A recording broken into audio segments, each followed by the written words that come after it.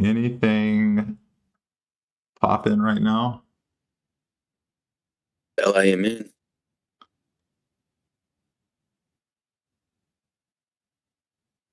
I'm in that one already. Good morning. Good morning. Good morning. I'm on YouTube now. So going forward, it will only be on Discords with an S.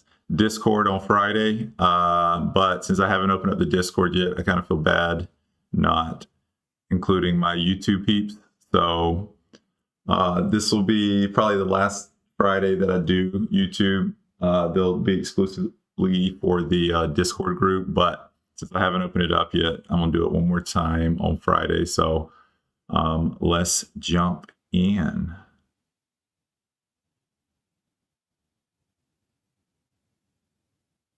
Can y'all see me change my screen? LIM in. Yes.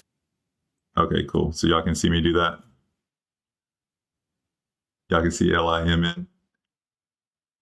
Yeah. Okay, cool. All right, bro. How'd you make $250 this morning? Well, I didn't now. I got fucking ransacked on this spike at 7. So I'm yeah, it's fine though. I'm not like, I just exited and got back in at the top. So I'm just gonna see what happens. I was also in CYCU, and that was I'm about $60-$70 in profit. Oh my god, LIMN just a fucking, I don't know what is up with this thing.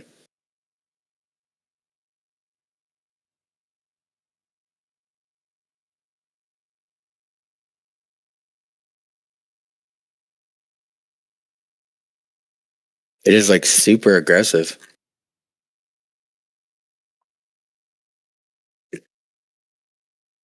Let's see.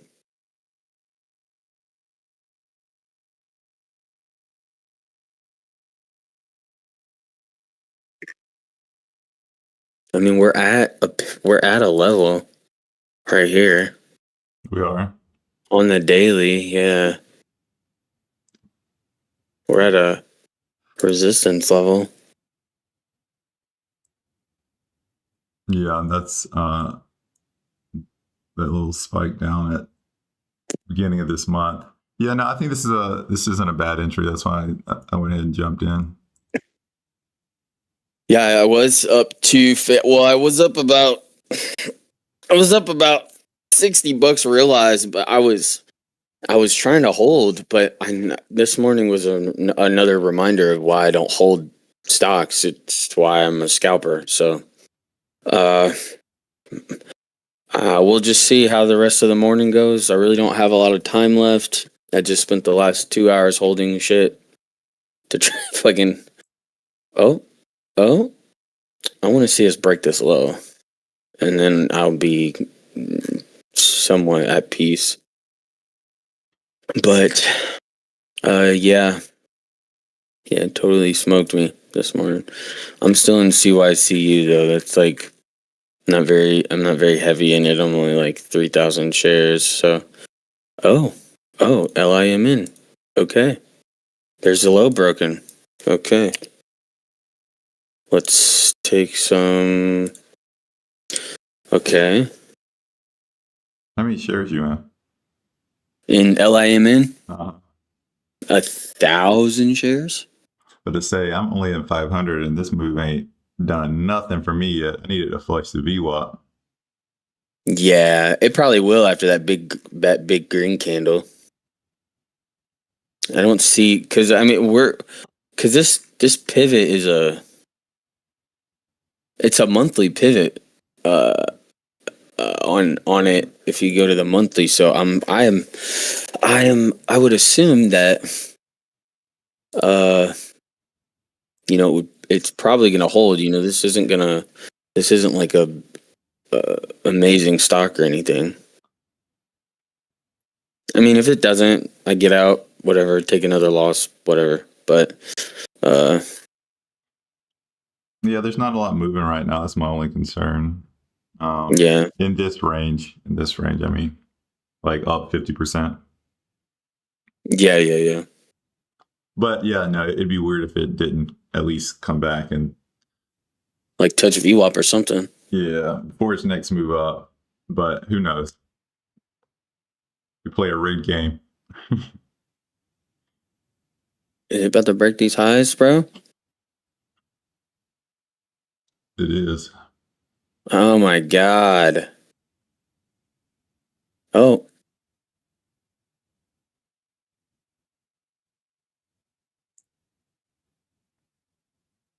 I don't understand how the ask is getting soaked up so much. It's like super heavy.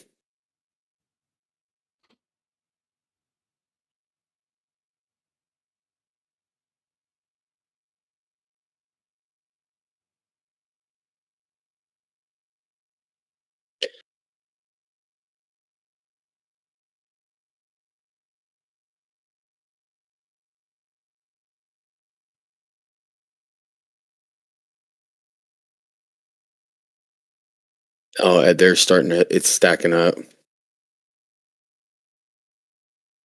GXAI, LASE, and THAR.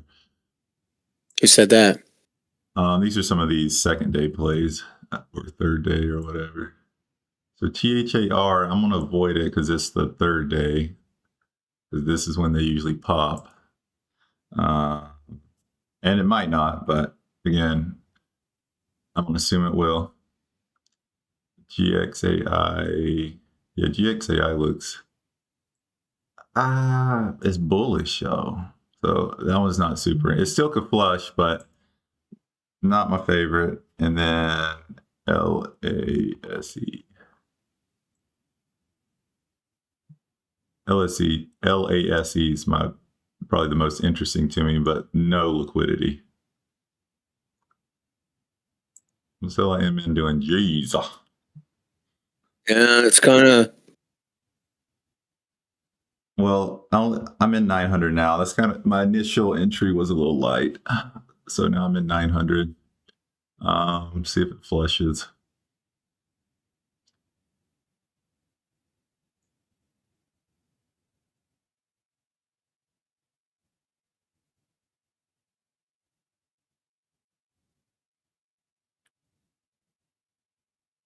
Wait for the close.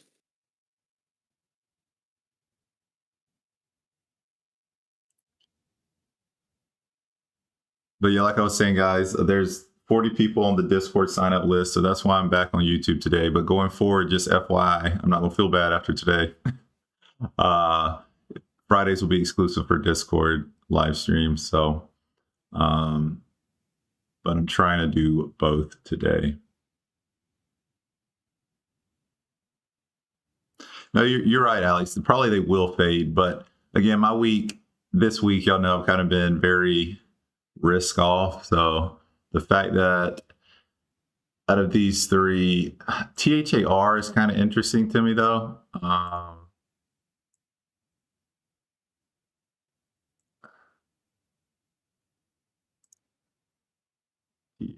I didn't even realize I was on the 2 minute. I kind of like the 1 minute though. We're gonna break these lows. The ask is like super heavy. There was just like a $290-something thousand order. Yeah, THAR is very interesting if it tries to get to test these like highs again because it's failed 2 days in a row. Let me see LIM. Yeah, I'm at break even now, but I would like to see a nice little flush. Even back down to the 410 area. I wanted to break that low though, because that's like a pretty important low. And if we break that, then we should get back down to at least VWAP, dude. I mean, this thing is. Yeah, it's looking. I mean, yes, it's a little bullish right now, but again, there's no data or volume or whatever to back this, but the way I look at it is like it is making a new high, but it's only a couple cents. It's not going like parabolic. It'll come back to VWAP at some point. No, that's a really good point. Okay. It's not like these are not like the most bullish candles. You know, it technically is a little bit higher, but it'll have to at least tap the 9 or the VWAP before the next move, I think. How these usually play, but let's see. EEIQ is back up to 112. I'll play this one. I wanted to see it get a little higher, but I'm grabbing some locates on it as long as it's not like crazy expensive. If this doesn't give some of y'all PTSD from yesterday, this was a crazy play.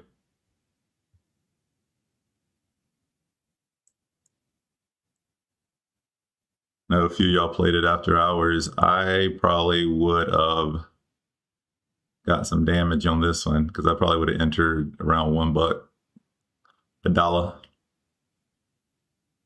So I entered here 1,000 shares at 112. And I'll probably what? EIQ? Yeah, and I'll probably add 2,000 more at 127, 128 if it gets up there.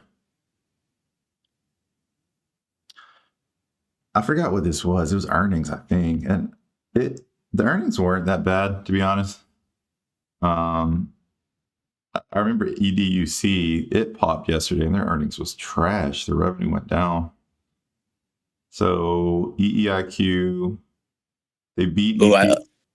Top tick. Sorry. No, you're good. I'm focused on my screen. I'm just talking out loud. Apologies. You good? Let me know if LIMN flushes though. It's starting to. Interrupt me. It's starting to. Interrupt me if it. Well, I guess I could put a. I'm gonna put an order waiting for it at 403. EIQ just totally dropped. I got the top tick, bro.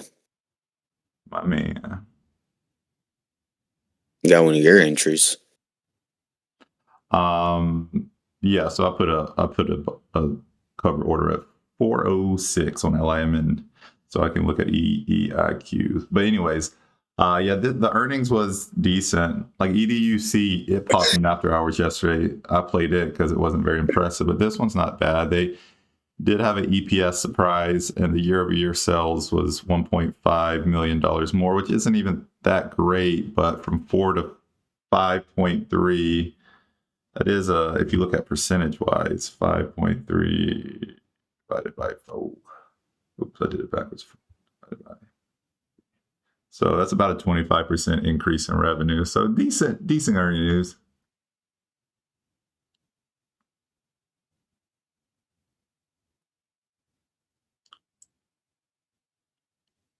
Bro, LIMN, dude, just flush.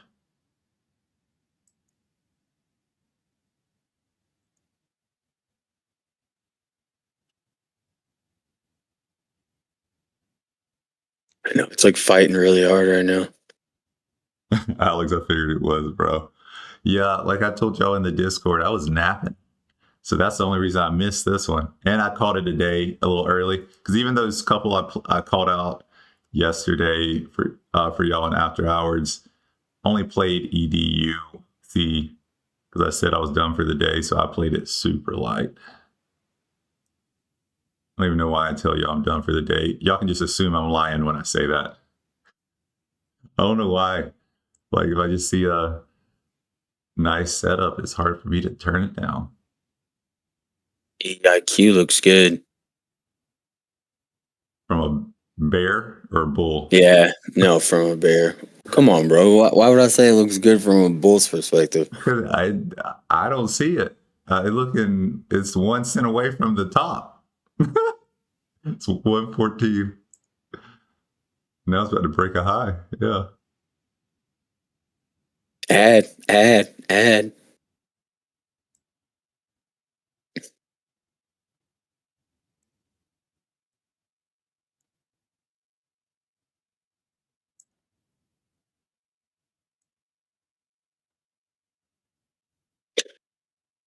I don't see it getting back up to the 120s though. I hope you're right. Yeah. I hope you're right. We'll see. Like I said, I only entered. We're getting a little flush on alignment now. I'm up about 75. I'm gonna see if I can hold it to about 406. See if it flushes to there. Yeah, I don't know. I would be guessing at this point. it's going to retest something. Maybe just 115, who knows? But DYCU's tanking, LIMN's flushing. Oh, God. And I'm always playing catch up. Because I always want to do different shit. I always want to hold. I always want to fucking try something new. I always want to try to play market hours. Alex said some shit to me yesterday, bro, in the Discord. He was like, bro, just stick to pre-market. He's like, you bank in pre-market. Just stick in pre-market. And I was like, man, my people love me. Yeah, I agree. Yeah. I don't know, bro. I fucked up yesterday morning. You know what it was, bro, is I hit the 10K mark over the account, and so I wanted to keep it over that. And what happened was I got greedy. I was solely focused on the dollar amount. I wasn't even focused on my executions. Yeah, and then I got to go ahead. Go ahead. No, I was going to say I just got into this mindset. You know what I'm saying? I was like, well, I can trade my way out of this, or like, and what happened was my edge. Like, I wasn't trading my edge. You know, everybody knows I'm a great scalper. I know what I'm doing, whatever. But yesterday wasn't my edge, bro. That had nothing to do with my strategy, bro. It was literally just me. Like, I was just it was like you and vape, bro. This is what happened. It was like you and vape. Yeah, no, I get it, bro. Yeah, it was just like that. Good. It was good advice from Alex, because that's the thing. Like, I'm good at basically every time of day, but not amazing at any time of day, if that makes sense. Where you're like a beast in pre-market. So I don't really know where I'm just a beast at. You know what I mean? I'm good. If you pull up my TradeZella, I'm profitable every hour of this month, which is super cool. But like, I don't have that just like, okay, when things hit the fan, where do I go? Because in June, I made all my money back in intraday. When I remember how I started the month off terribly. And then in July, I made all my money back in pre-market when I had a rough start. So like, you're clearly good at, or you're good at all times, but you're just distracted right now. But you're a beast at pre-market. So yeah, stick with that, bro. Stick with that. It's definitely where I shine, for sure. I told you EIQ was going to flush, bro. That little uptick wasn't nothing. I think LIMN's going to flush down too, because we're getting lower highs. And we didn't break this level at 412, 411, but we want to. The ask is super heavy. We're trying to push it down. But there's just like one or two buyers that are just like, that just come in with these huge orders. But the ask is so heavy right now. 9,000, 2,500, 1,900, another 1,500, 4,500, 3,600. Just crazy amounts of size. I'm out of LIM. Oh, picked a good time too. It's about to pop up. Yeah, I made $100 on it or something. Nothing crazy, but I'm not confident it's going to flush all the way back down. It probably will, but.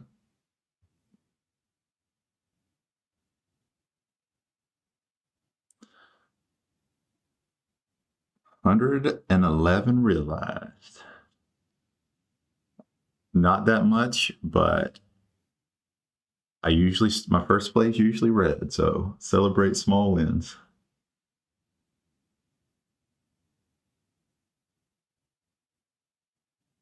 Okay, I gotta look at all the comments. Too many comment sections.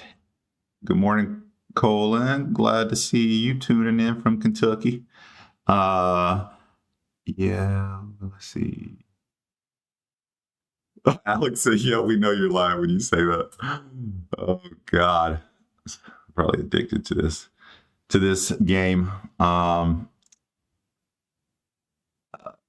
help a good setup. Yeah, exactly. MODV keeps moving higher. Let's pull up some MODV. I haven't even looked at that one. Getting a little bit more of a flush from EEIQ. Oh, this range scares me though. I mean, it is retesting this high right here, but man, this chart tells me it can get up to 95. It can get up to $1.20. It could get up here to $1.77. So it's making me a little nervous. I don't think I'm gonna play this one. Is what MODV? Yeah, it might just flush here, but there's just too many recent levels that I don't know which one's important.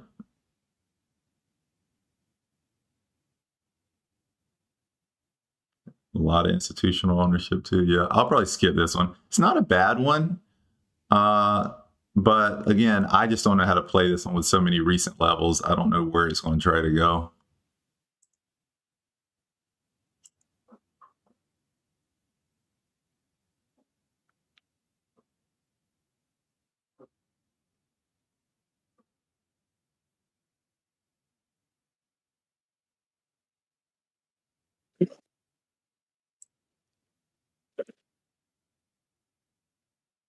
What all are you in right now?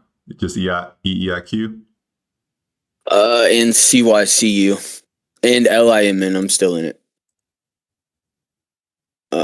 Yeah, I'm in CYCU is like pretty much my runner for the day right now. I'm about to get out of EYIQ though. I think we're gonna go ahead. No, you're good. You're good. Go ahead. I was just gonna say I got out of LIMN, but we'll re-enter in the 430 small, but just we're not really sure what this fellow's wanting to do.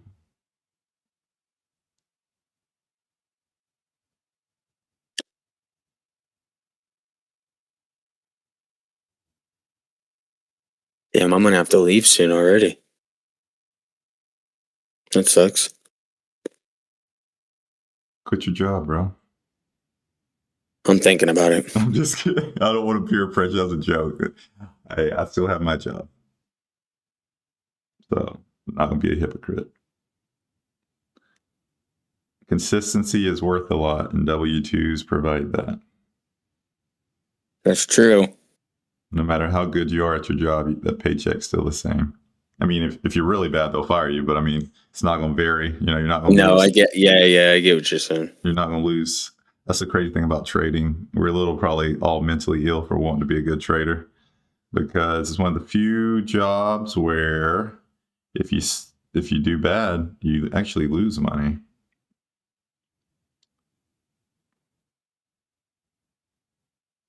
People talk about how trading it's far from like, you know, my wife's a doctor, she's a physician. There's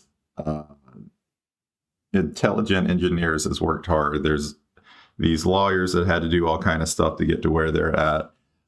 So there's, you know, surgeons, people in space, way more, I guess, complex and difficult jobs out there. But the crazy thing about trading is, I wouldn't say it's the hardest, but it's probably the most one of the more mentally draining things, because if you don't trade good, you go backwards. You know what I mean? Like my wife doesn't have a good job. She doesn't lose money that day. You know what I mean? Yeah. Mm. So why do we want to trade? Because you can take it to the next level if you figure it out. It's definitely one of those things that has it's definitely one of those jobs that has infinite scalability. You know what I mean? Oh, for sure. And freedom. That's why most of us are here. And then I buy a bunch of properties and get a W-2 that provides no freedom, so I completely offset it. Yeah, you're just out here. You're just out here doing the opposite of what you wanted to do. Yeah. Ooh, there goes EIQ. I just wanted to break this low. Oh, THA already tested the $5 level.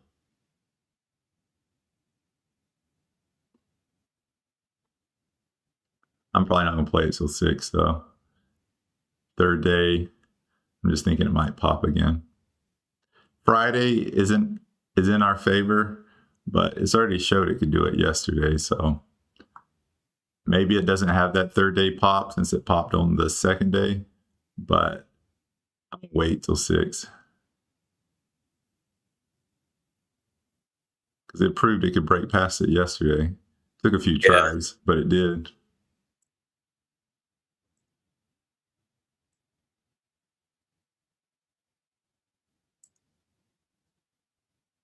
But this might be a good level. It could just flush here. It has so much. What are you talking about? PHAR. It has so much it could get back to, though. When it finally flushes, it's going to be nice. It'll at least probably come down to the pivot around $3.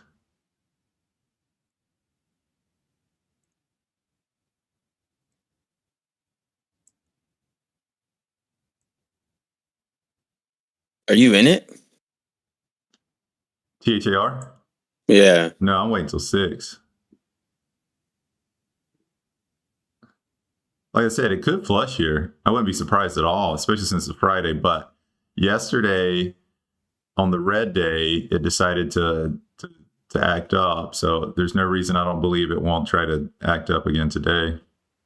Go to $6 because the third day is usually the pop day. EEIQ getting a little bit of flush here. I'm going to take a little bit off. Just get down to 500 shares. Not making much on it, but leave the rest to see if it flushes back down to $1.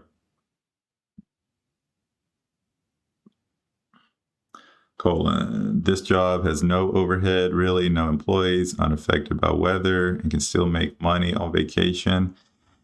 You preaching, and no boss. We're on boss.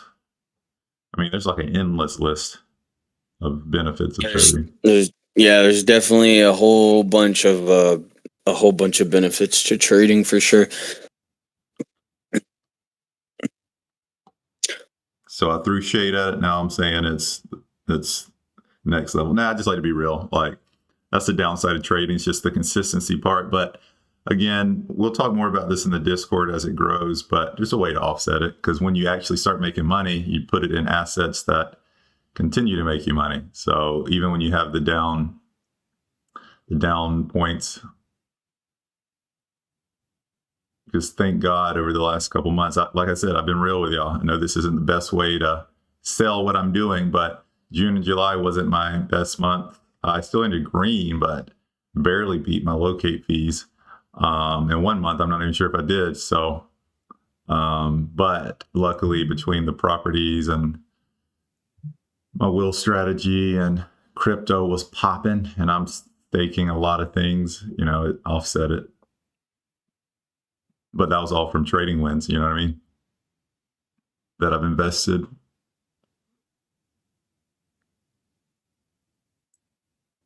But it's just with everything in life, just gotta be smart. Once you make money, what to do with it. Because I can be a little bougie too. I gotta reel that in. This motherfucker, man. LIMN? Yes, bro. Yes. This motherfucker is so annoying.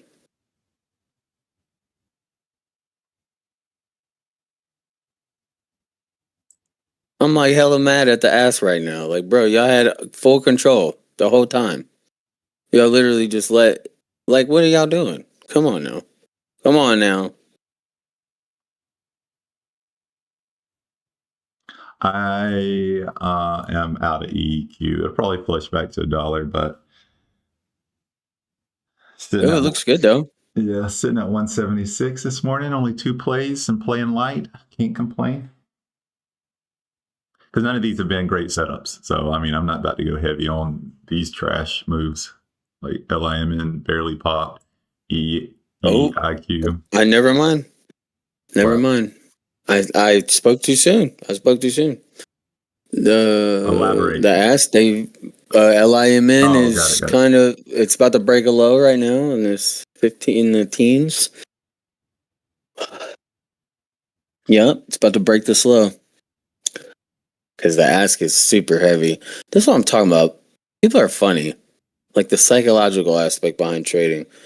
It's like we're gonna everybody's going to get off. No, I get it though, because everybody wants fair value. They want the highest price for their short so they can get a better entry.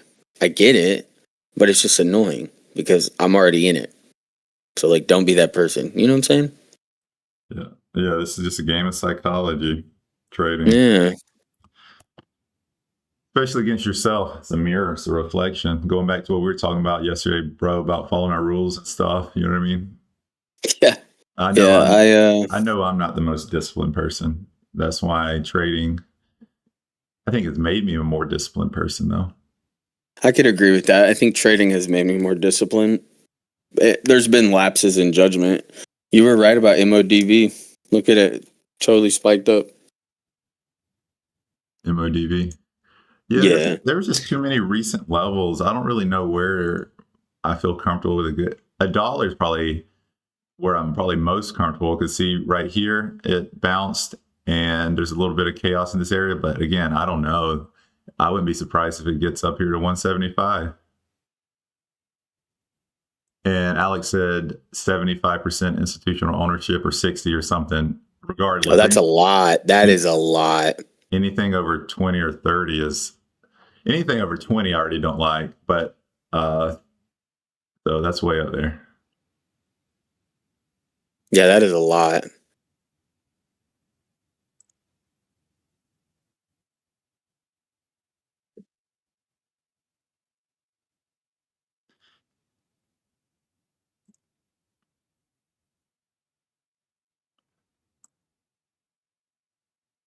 LIMN, here you go, bro. You still in it? I should have waited for 406 like I wanted. I'm still in it. Get this flush finally. It's so nice that this happened now, but I'm gonna have to get off. So I don't know. This is like really, it's like really going my way. Do I just wait for a second? And Are you green? yeah, I'm green. Bro, if it flushes right here to VWAP, just get out. But do you? Yeah. And on that No. I'm saying because I got to get out soon though, because I got to leave. That's what I'm saying. I mean, yeah. I'll be $100 on the day. I mean, that's better than zero. I was at almost 300, but it's fine. I'm grateful. It's my own fault. I'm grateful, especially after yesterday. Yesterday was a shit show, but whatever.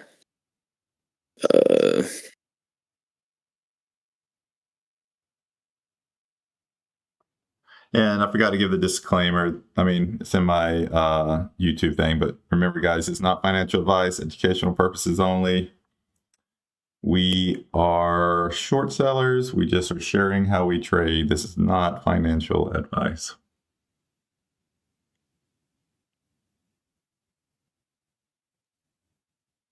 I got a few minutes. I'm glad I got. You extended it today. Yeah, just by a couple minutes. I got all my stuff ready to go. Well, so I had a test yesterday at work that you had to get 100% on in order to go into your on-the-job training, because it has to do with like lining switches with the railroad or whatever. And so you have to get 100% or you have to retake it. And if you fail it 3 times, then it's automatic termination.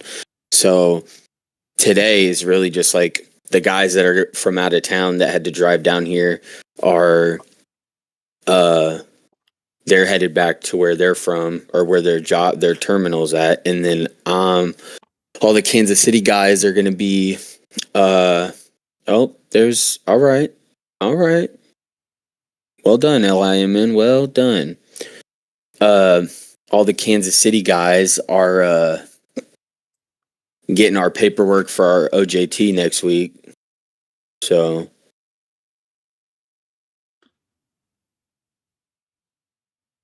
I'm going to set a limit order for $4. So that way, if it flushes, yeah, because it's flushing right now. I got very familiar with, well, I shouldn't say very familiar, got more familiar than I would care to have with Kansas City and St. Louis when I had those dispensaries in Missouri. We sold off those now, but I like Kansas City better than St. Louis. So St. Louis. Love it. Yeah, I'll have you come down here and I'll show you a good time, brother. For Yeah, sure. I don't have no reason to be in Missouri anymore, so it'll have to be. Maybe it'll be just for that. But yeah, I like Kansas City better than St. Louis. Sorry if any of y'all are on here from St. Louis, but that city is. It's almost sad because I knew it used to be a lively city, but now it's just. Oof. What, St. Louis? Yeah, it's rough. Oh, it's so dangerous out there, bro. It's the most dangerous city in the country, bro. Yeah, you don't have to convince me. Yeah, Kansas City's good.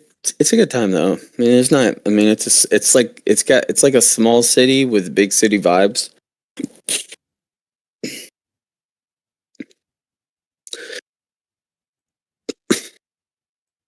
How many you got on YouTube? How is it? Good. Yeah, because we got some in Discord, some in YouTube, so we're doing good. Yeah. Is it, What's up? no, you're good. I'm thinking out loud. Apologies.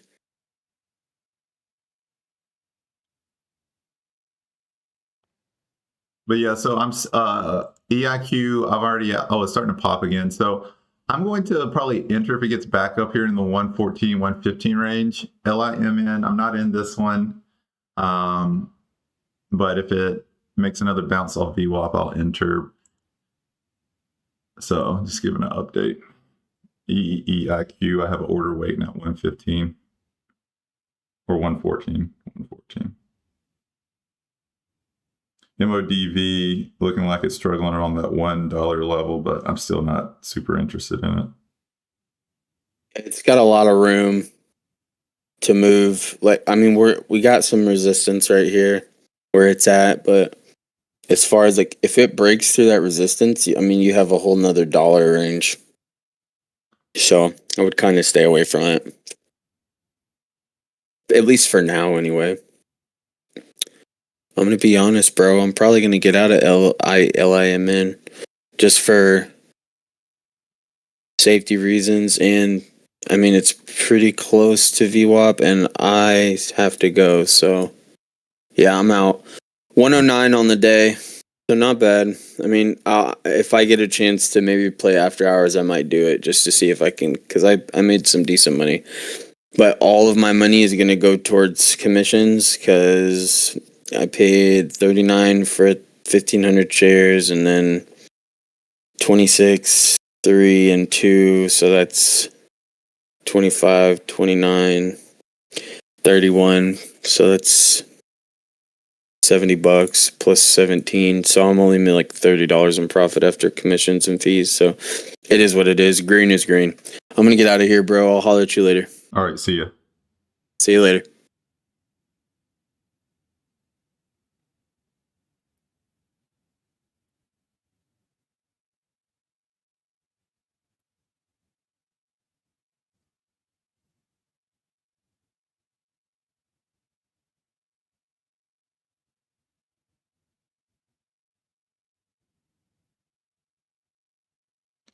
Yeah, not a super exciting morning for me so far. So we'll see what the rest of the morning has for us. But keeping my eye on these few. We've talked about some good plays between the MODV. By the way, it is failing at $1. It seems like it could flush here. THAR. So I got some areas that I'm interested in playing. I'm back in EEIQ, I assume. Let's see. Yeah, I'm back in EEIQ. I had an entry at 114. Only 1,000 shares. If it gets up here to the 125, 130 range, I'll probably add a couple thousand more. Prove it can break through it, but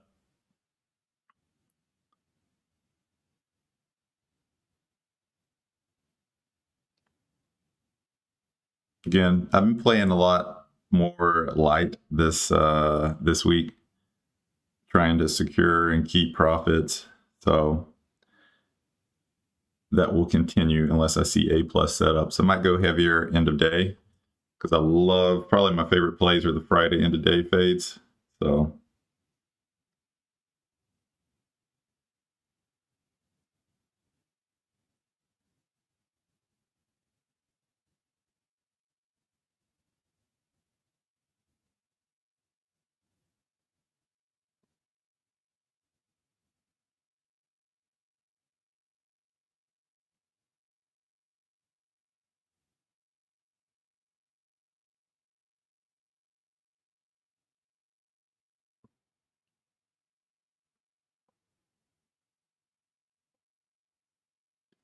Yeah, Powell's speaking at 10 a.m. It'll be interesting because Powell's in it.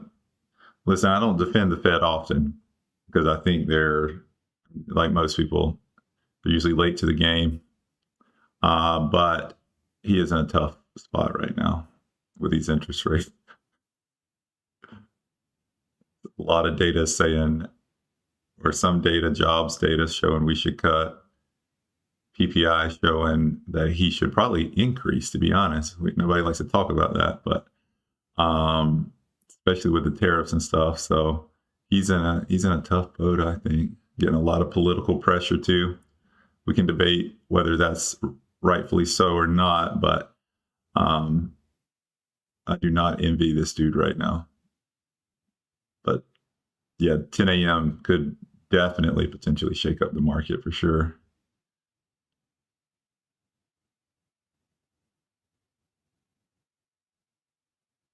How much did you make? How much did I make yesterday? I made a little over 2K. I think. Shared it in the Discord. I think it was a little over 2K. I got bailed out. Well, I shouldn't say bailed out. I was having a really good day, but yesterday, but I didn't have like one, and I called it in the Discord. It's kind of funny. I was like, I haven't had one good solid play today. Like it was just a lot of base hits, and then PTIX flushed for end of day. I timed it pretty good too. I got in on this candle, then shortly after that it flushed. So got me over the 2K. I got out here, then when it retested, I got back in, then got back out here. So short cover, worked out.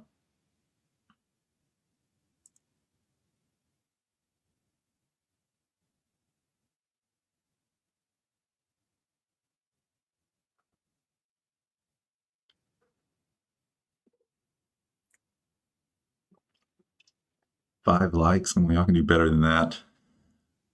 Where's my OGs? Show me some love. But thank y'all for tuning in. Like I said, felt bad not being on YouTube today since I haven't opened the Discord up publicly yet. Have the wait list as well in the description. And for y'all that was funny, I reached out to TradeZero because like I've been having issues with people using my link, like reaching out, and they gave me the wrong code. So like the code that's been auto-populating has been the wrong code. So that's why a few of y'all have been having issues. Like, again, I vouch for TradeZero often, and I will continue to do that because I don't care about that as much. I care more about the trading platform, but was a little annoyed about that. It's like, bro, like, how y'all auto-populate the wrong code? Like, it's just negligence.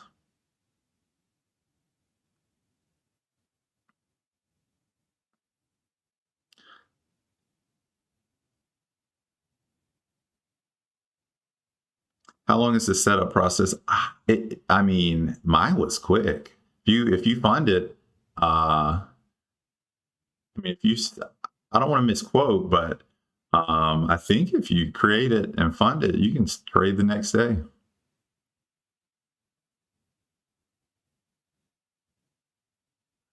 Which plays did you make yesterday?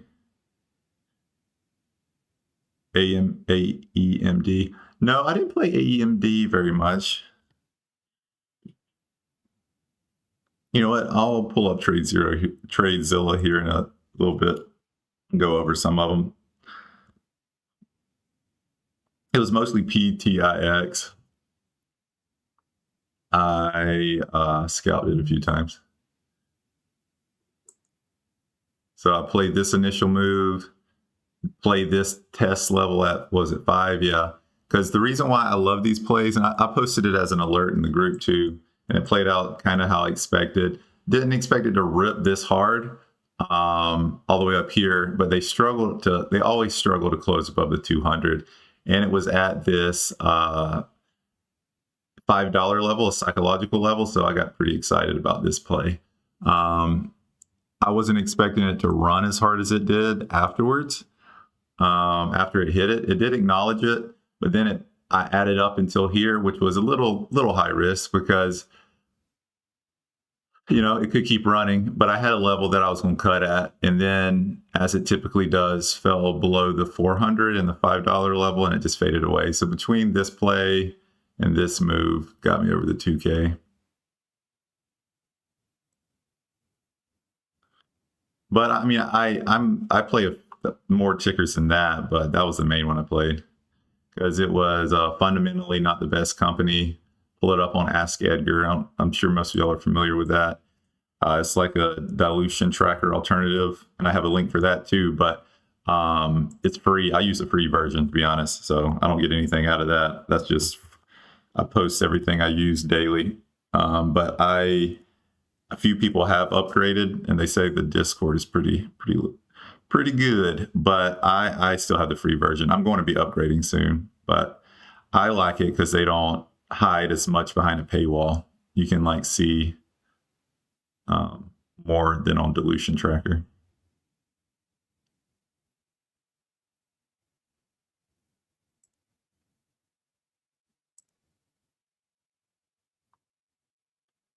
I did end up playing AEMD, but until I pull up my TradeZilla, I don't remember what. I don't think I played it very heavy, and I don't think I played it. I don't think I played it.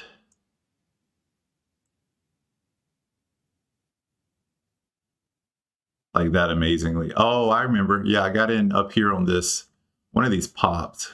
And again, like I said, I would love to say I played it all the way down to the flush, but it was a quick scalp for me. I played like a 260 to like 240 or something move, but I'll pull it up in a second. We'll look at it. So EEIQ, nice little flush here, LIMN, but again, these are far from A plus setup, so I'm playing them light. I'll probably get back out of EIQ here. I added at $1.14, so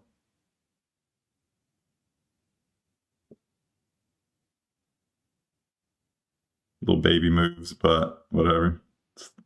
Gotta give what the market's giving you.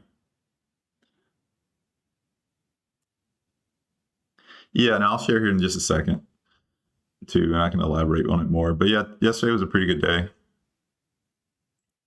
I having a really good month, so I don't want to ruin it because I'm good at that sometimes. Or lately, I have. I had a good month in June and July, but I just let a couple plays hurt my P&L way more than they should.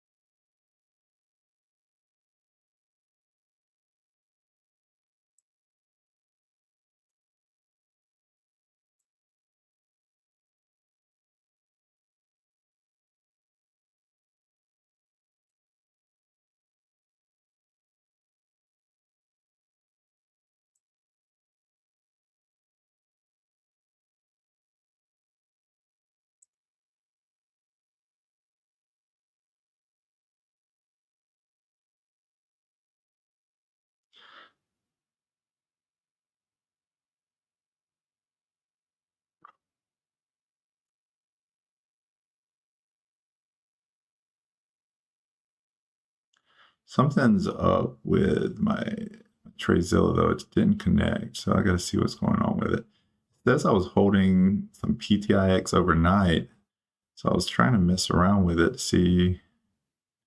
I don't know what that's about. I'll have to look at it more. I'm a little confused.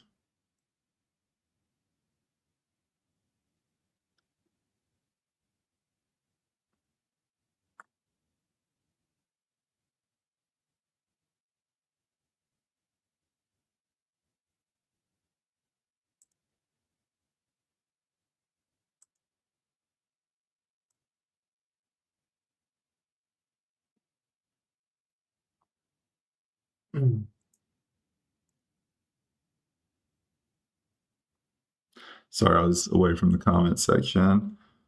Which moving averages are you using? I think 9, 20, and 50. Yeah, 9, 20, 50. SMA. I like it better than the EMA.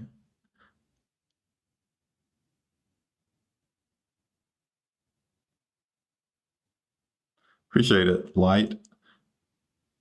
Yeah, and again, like I obviously I'm an affiliate for it, but it's what I use, and I think it's the best. I mean, they're the most accumulated. I know a lot of people talk about some of the other ones, but TradeZero is the most accumulated one, so they carry the most. So um, they were designed for short sellers, so I like it. And I've tried a few, but not all of them. But I like it the best.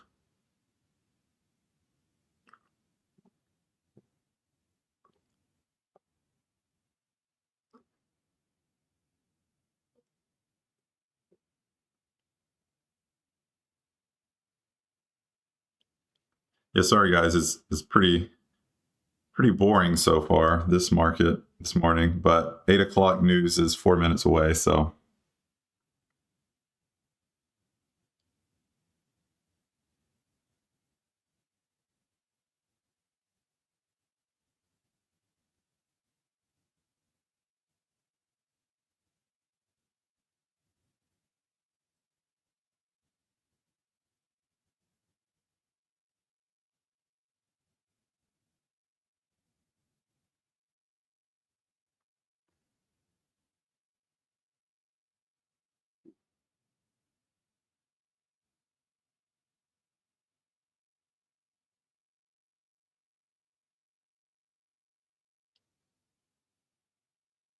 So LIMN, Steven said it's not moving on any news. Is that true? There's like nothing that's, oh, they, in July, I mean, I know it's not moving on this, but this is one of those crypto ones. 500 million investment in BNB coin into July. Is crypto moving? Is that why? Or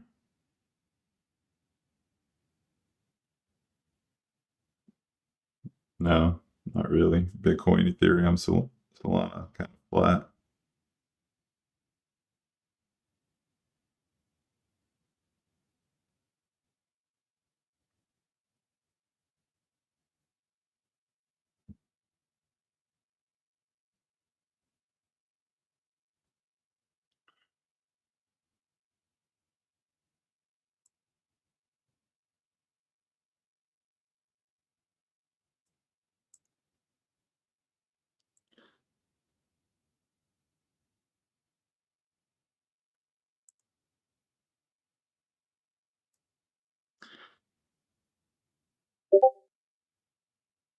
But yeah, I don't know. It's not pulling the. Wanted to go over some of the trades since we have some time from yesterday, but it's not pulling the data over. But I'm sitting at let's see, had like a 2K day yesterday plus the 31. So sitting around 33K on the month. So pretty solid month so far. That's kind of why I'm trading a little bit light too, because I just want to not do anything to blow up the month.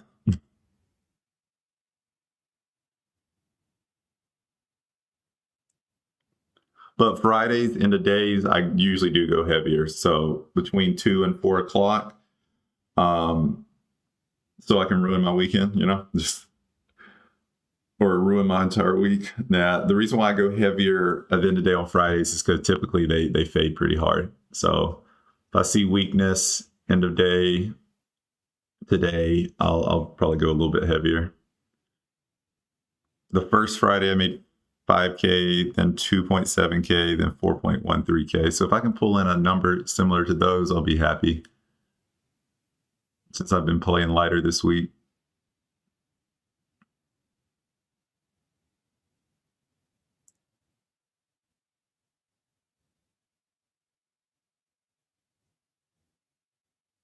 Appreciate it, JT.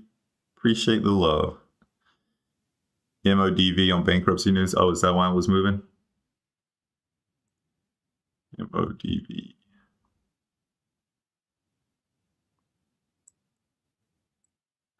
Yeah, this $1 level is starting to look a little bit more appealing because you could. So again, I shouldn't say I could play this around the dollar. Then if it just breaks a new high, cut it. But there's a good chance it does flush back down. So the risk versus reward, if you get a good entry, like let's just say 99 pops up again, just risk 5 cents. Or I could just risk 5 cents. And then if it flushes, it'll probably at least come back to the 200. A pretty good risk versus reward on it. It's acknowledging this dollar level. It's a psychological level. It's hard for stocks to bust through these levels unless there's a good reason. And it seems like there's not a good reason for this one.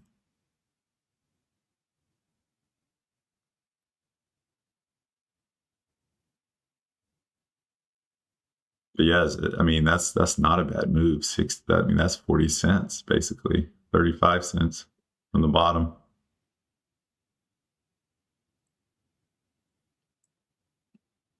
LIMN looks like it wants to break down now.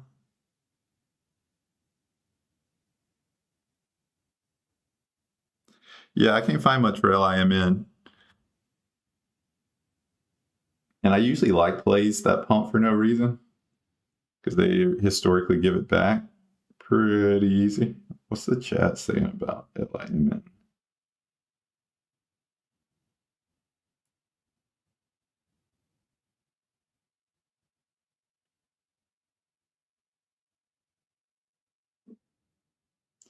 It looks like we're not the only ones that are unaware.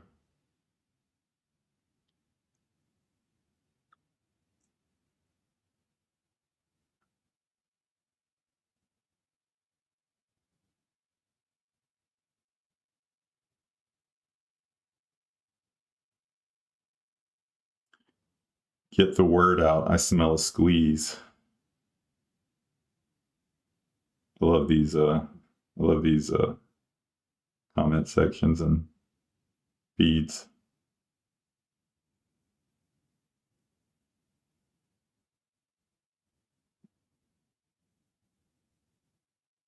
Somebody said it's going to $10. You always have a few of those.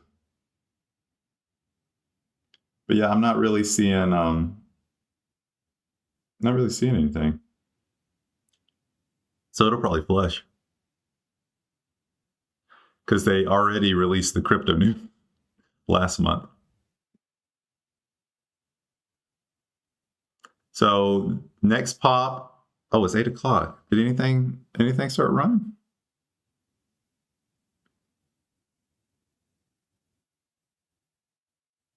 We didn't get any 8 o'clock runners. And again, I'm not that surprised because Fridays have the least amount of PRs. It makes sense.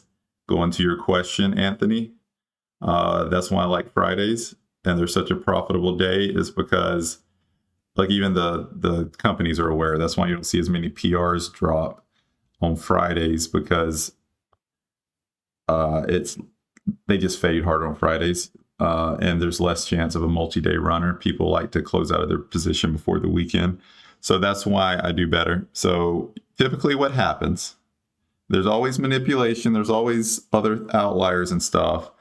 But Yeah, Colin, I see that. It's crazy. Nothing's really moving. But to answer your question, just things just usually fade hard on Friday. People don't want to hold over the weekend. So I'll look for some weakness from like 2 to 4 p.m.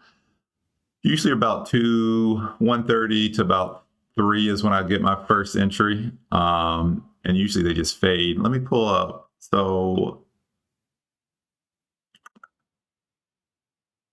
let me see, for example, since there's nothing moving, we'll go over some educational stuff until something does move.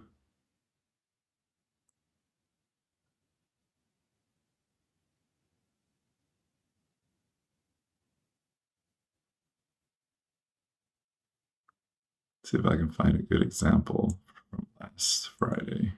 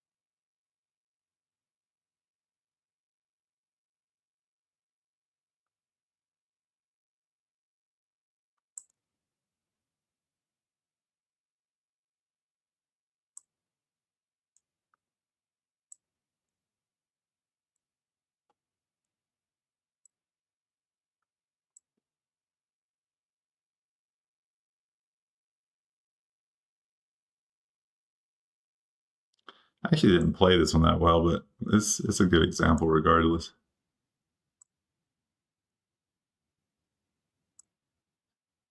So this is kind of what I mean. So this was one of the Fridays. It was the first Friday, but how do I make this bigger? Actually, why don't I just pull it up? I'll just pull it up right here. LOBO.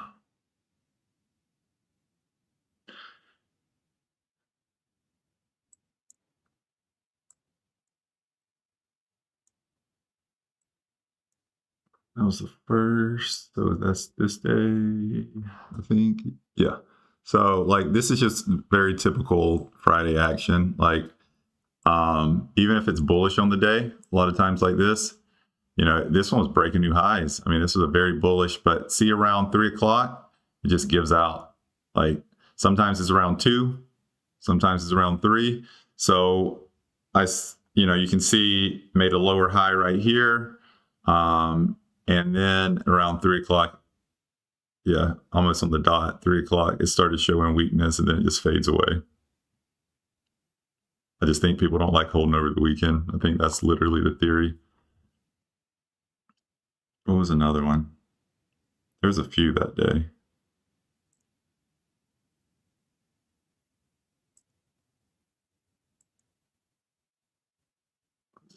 I played Lobo a few times.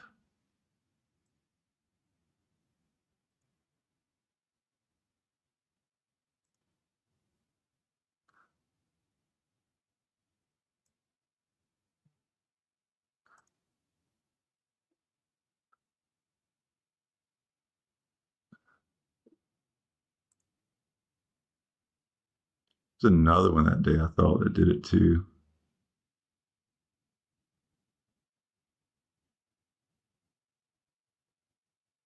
I guess not. What about last week? I think I just had like one really big play. Yeah, MTMB. I made $3,000 on that one. MTMB. That's what I mean by go a little heavier.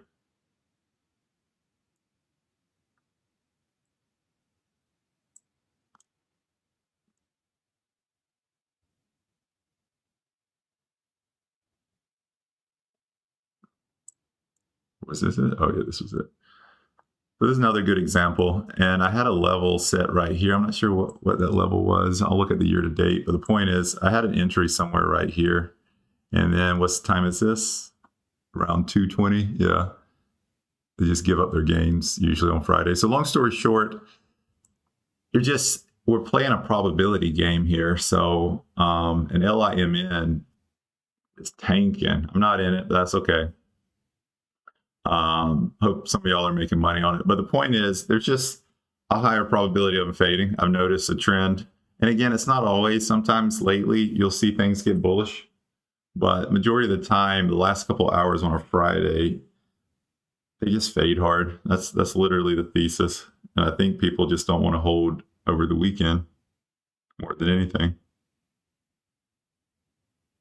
So I just try to take advantage where I can.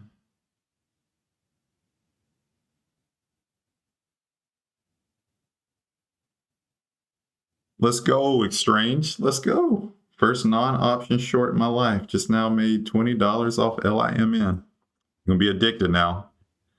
Oh, EEIQ's popping again? Ooh, nice. Did I have another entry? No, I didn't have an entry waiting. So my next entry, well, I do, but it's not till 125. Should have known it would test this level, but I have an entry waiting here at 125. And I'm glad I'm not in it now because we'll get a high a day retest more than likely. It'll at least attempt to test this, I think. Especially now that people are moving money out of LIMN. Obviously, there's selling pressure right now. People still want to trade, so they might move their money over to EEIQ. So I'll start adding in the 120, 130 just to see if it can break the high. What'll probably happen is it'll get rejected. And if I'm wrong, I'll just cut. If it breaks a new high and hold, I'm out. Defined risk. And if you hold, it'll probably go back, or if I hold, it'll probably go back to VWAP or flush. I wouldn't be surprised if EEIQ is lower than $1 by the end of the day. Like, I would not be surprised at all.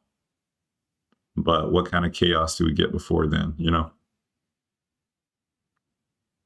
ELAB. Is that one moving?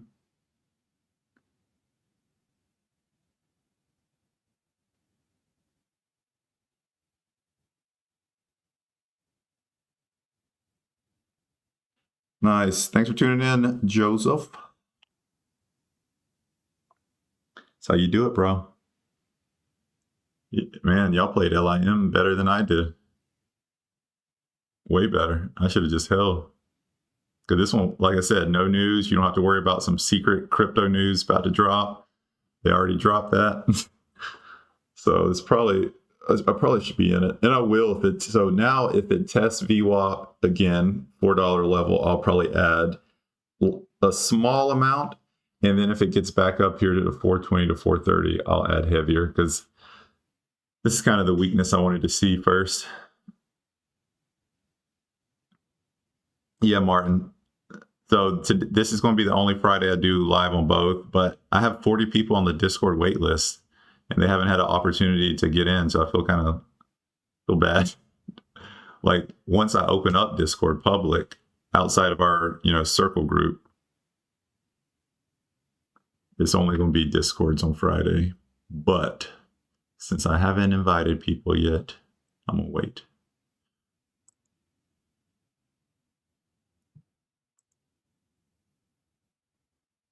And I'm going to try to open it this weekend. Again, I'm not promising anything, but the goal is to everybody that's on the wait list, y'all will get an invite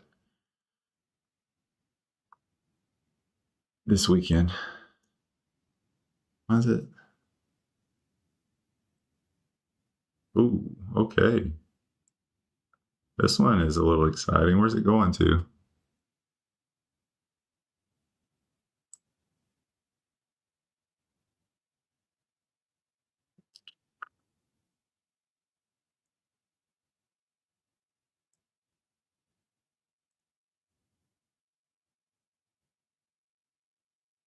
What levels y'all looking at for IXHL? It's a pretty good move right here. It's already up 42%. Any news? What's the catalyst? $20 million share repurchase program. That's actually pretty bullish news, to be honest. Yeah, Saber, you're right.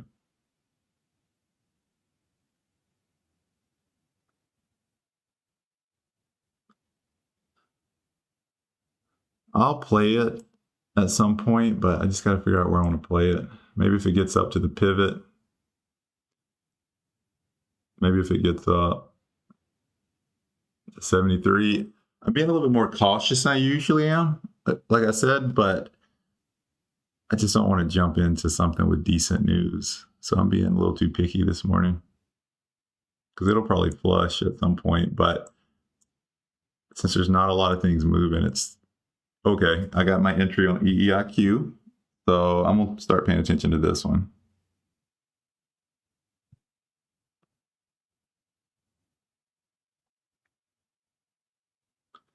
So I'm in 2,000 shares.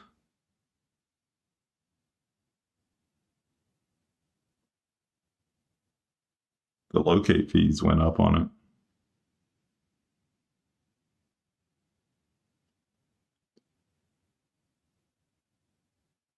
And I don't think it's going to break, but there's not a lot moving right now. So it could break. And if it does, okay, here's the break. See if it flushes, see if it holds. If it doesn't hold, I'm going to have to get out. I mean, if it does hold, I'm going to get out. It broke it easy. There was like no resistance there. Ooh, okay. So I'm not getting out. I'm actually adding right here. I'm going to add right here. I might regret that. Again, the smart move right here is to cut, but I'm going to add right here, see if it flushes, because this is a pretty strong move. I think it'll have to correct at some point. So I got another 2,000 shares. We'll see what happens.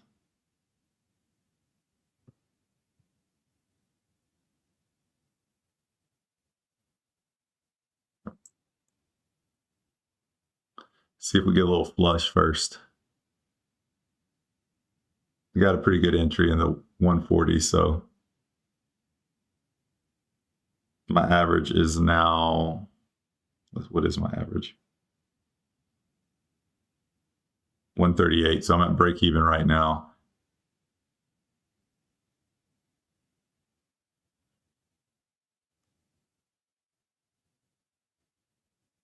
So I trimmed down at 138, so I'm back to only 2,000 shares. Added 3,000 more up here. So now I'm only in 2,000, average 138. And again, that's why I averaged up, is because I knew, like I can manage with the re-ads and getting out and keeping my size down. But I'm gonna be honest with y'all, this is looking pretty bullish, so it might start running on me here. But still in just 2,000. Might add, you know what? I'm gonna add a little bit at 149. So I'll add a couple thousand more at 149. Please tell me those weren't one-time use locates. No, they're not. They're not one-time use. So, and then I'm gonna look at levels in the meantime. So where could it be going?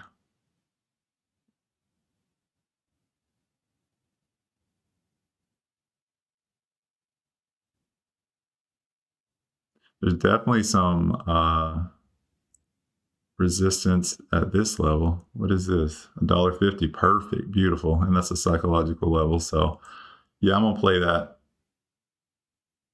Still in at 130. It's really 137.8. 1.378 is my average.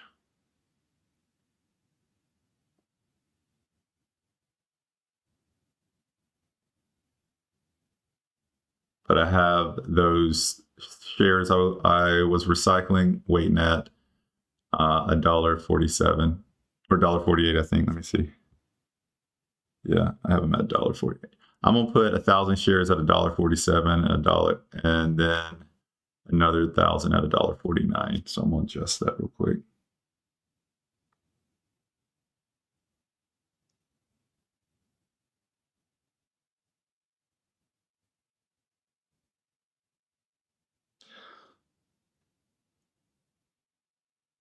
If this thing starts going parabolic, obviously I'm gonna have to cut, but this move feels a little excessive, so let's see if it comes back down to give me a chance to exit. If it holds over 150, meaning 5-minute candle closes above 150, I'm just gonna get out. But I think this isn't a bad level to add. We'll see if I'm right.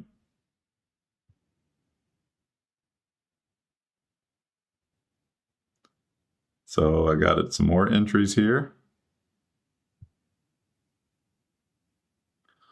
Let's see if we get a fail at 150. Not. This one's going to hurt a little bit.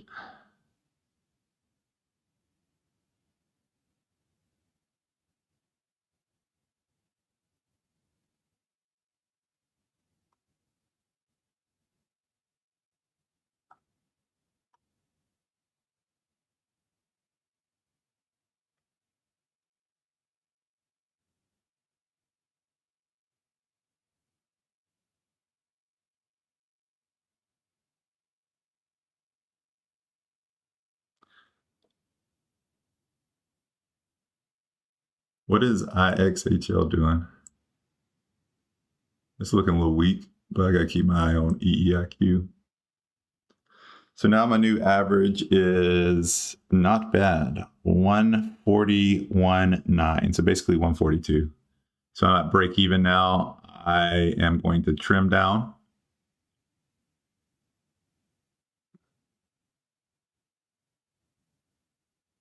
So now I'm back in 2,000 shares. Only in 2,000 shares, and I'm in the money. So let's see if we get a flush. And again, the way I played that, how I kept averaging up, then whenever it would give back, close my position. That's just to keep my share size where I want it to be, just in case it does go parabolic.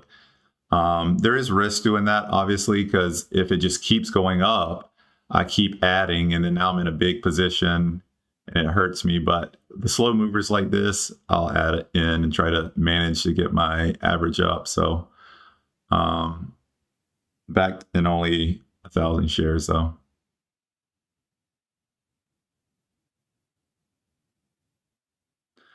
What platform are you using to execute on TradeZero? I just use TradeZero. ELAB. I only use TradeZero. Oh, I see. I use the mobile. Some people use. Let me pull up ELAB real quick, though. Ooh, that's a nice move. I'll pull it up on the screen in just a second. I'm trying to get my locates. So I have my locates. Where's this one trying to go?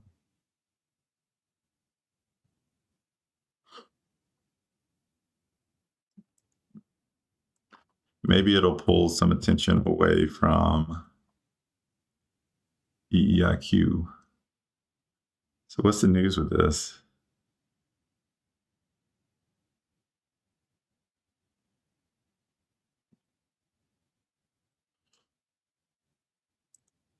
ELAB. Got a little starter in the 260s. I'm not seeing anything. All right, next thing, look at levels.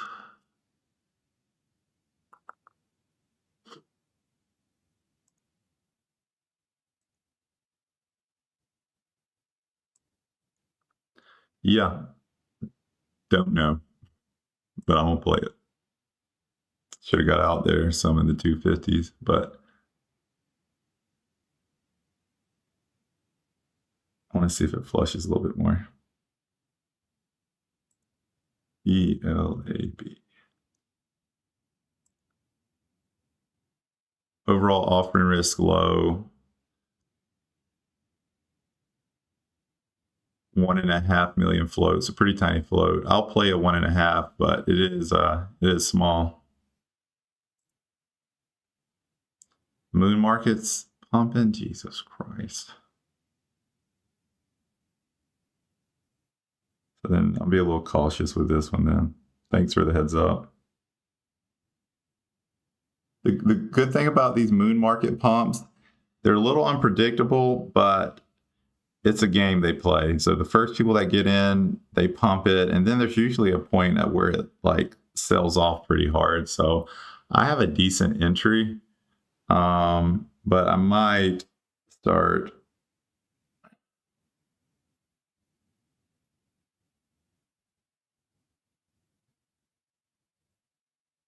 I don't know. It's struggling at this level. I'll pull it up on the 1 minute. I'm not going to bail just yet. But if it gets back to 250, I'm probably just going to get out and not even risk it.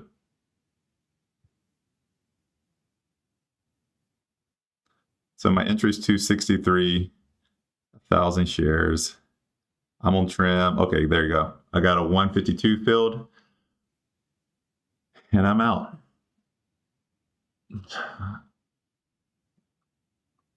Back to EEIQ. Ooh. Okay, let me close some of these. This is what I wanted, guys.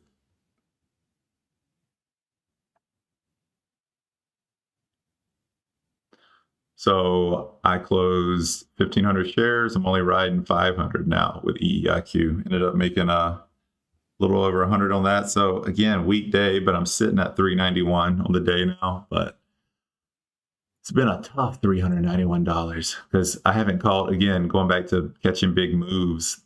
I haven't caught any big moves, just little small scalps.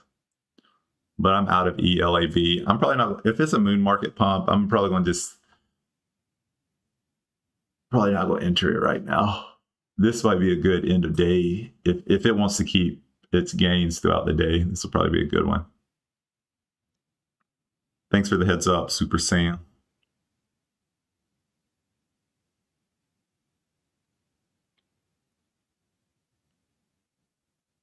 Tough making money today.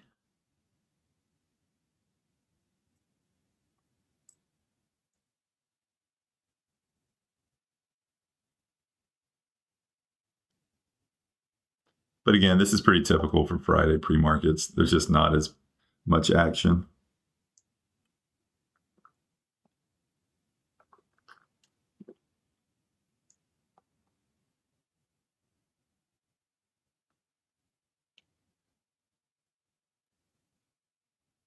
Yeah, it's crazy how it didn't even acknowledge this level. Like it busted right through it.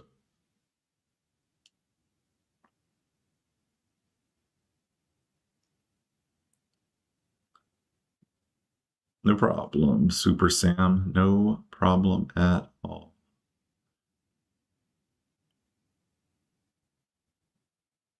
I missed your comment earlier, Paul. Were you talking about EIQ? You don't play dollar ones or whatever?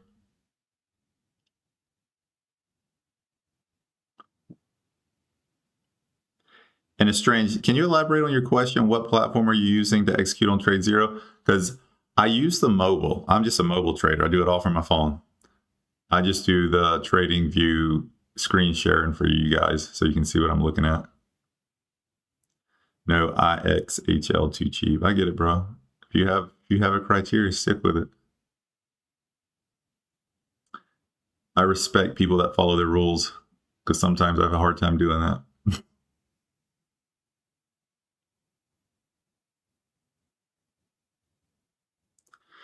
Got it. Okay. So I see what you're saying now. So I usually use the free, to be honest. TradeZero wouldn't like me saying that, but I do what's best for y'all. I use the free. There are benefits to the pro though. Here's the benefits of the pro. I don't have a sheet in front of me. This is just how I've used it. The reason I use pro in the past, because they have the one cancel other order or whatever. OTO orders where you can enter and then it immediately sets another position so you can like set a stop. And the reason why I do that is just in case I don't want to be near the screen. And a lot of time at market open, you'll get a retest of the high. I would set an order right before the high, and then I would set a stop order right above it. And you could do like those multi-tier orders. But besides that, the interface is a little bit better with Pro. But if you're new, just trying it out, just try free first. That's my recommendation. But Pro is nice. And then they have the beta one. I haven't really used. I've tried it, but I don't understand it, to be honest. Their new one. But I mostly trade from mobile, so that's why I don't explore their options very much. But the free was fine. I did like Pro a little bit better, but if you don't want to pay the $49 or $59 a month, it's not needed. It's not needed. Yeah, exactly. The free version worked well for me too.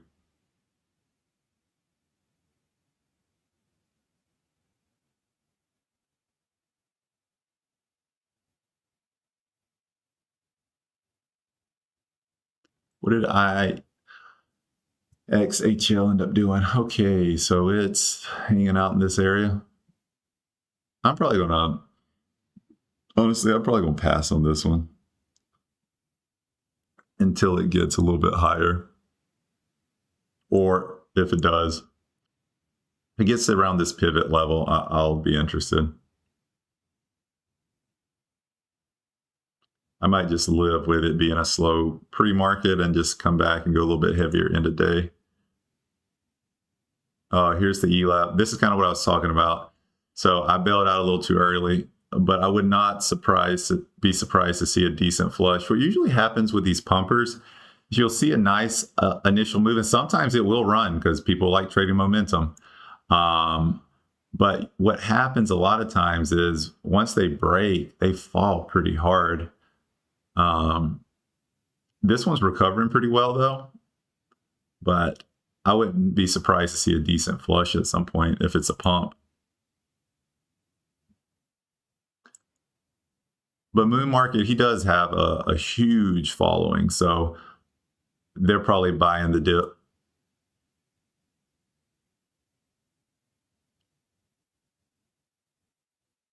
Still riding out 500 shares with EEIQ. This is just in case it flushes back to VWAP. And I'll re-add if it gets back to $1.48.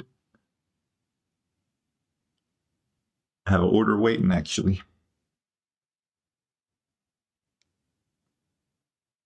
I think. Let me confirm. Oh, I don't. I'm glad I brought that up. So I'm setting my order back at $1.48.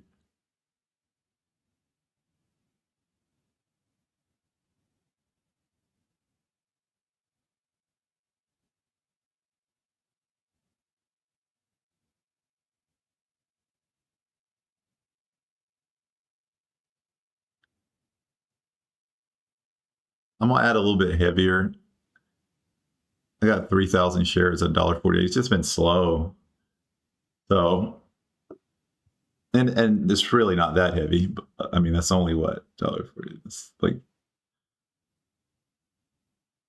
oh, that's a decent size for me. That'll be about $4,500 position. Kind of my range normally, but I've been trading smallers, but 2 to 5K per position is pretty common for me. I play more of a quantity game, a bunch of tickers usually, but I've been a little bit more picky this week because I have a hard time deciding which ones to go heavy on. Just to admit it, like it seems like the ones I go heavy on sometimes are the ones that go against me. So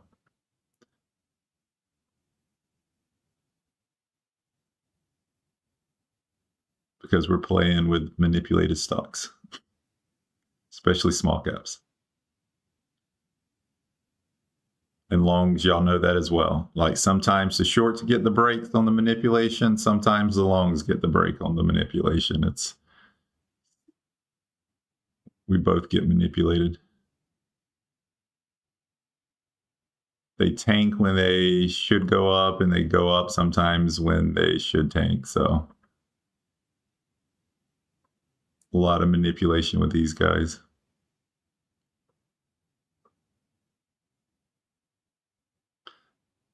Man, it's been a boring pre-market.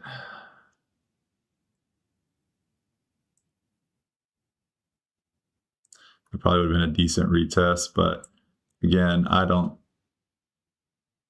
let this play out.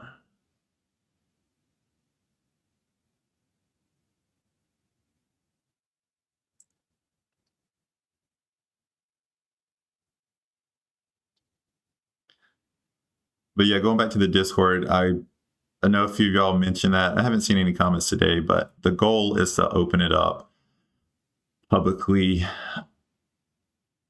Sunday or Monday, or not publicly, the wait list. I'm not opening it publicly, just letting the wait list in first. There's a few little things I want to adjust because some of the channels are starting to get a little messy. So I need to add a little bit more structure to a couple of them. And I have a call with a couple of the moderators this weekend. But hey, all y'all that's in the circle group and Discord group, or the OG circle group, please let me know what y'all want to see added. I know y'all gave me some recommendations on our end of month call, but I forgot to record it. I thought I was recording it, so I didn't get the chat section. And it's something we'll just keep developing as we go. That's why this first is going to be like super, super cheap entry. Because it's kind of beta.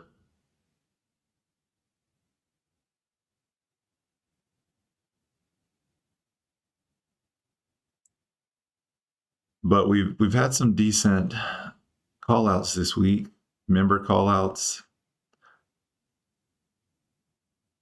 I had a couple. I think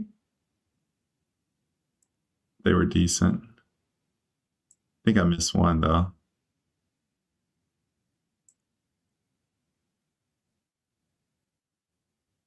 But on that note, I'm not seeing much, guys, so I'm just gonna sit here and watch. Y'all know the plan. EEIQ testing. I'll play the 148 if it gets up there, but nothing else really looks that interesting to me, especially ELAP. This is what I'm talking about. I wouldn't be surprised if this runs a little bit. So when I start seeing like real weakness, I might consider a position, but as of right now, I'm probably sit on my hands with it.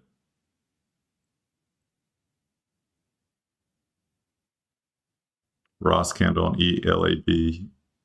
That's what it looks like. Is he in it? Anybody listening to him?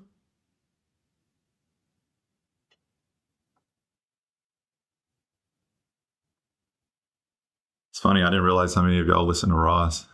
He's a long, but it's probably not a bad idea.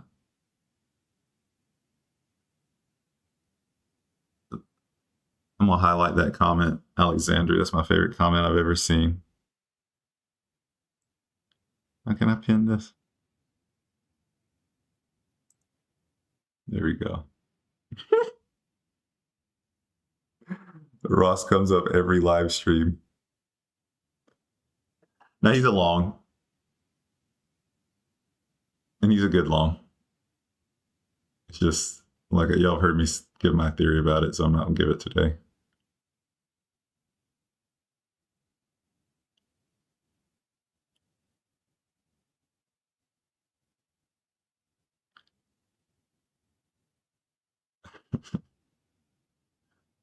Y'all are trolls.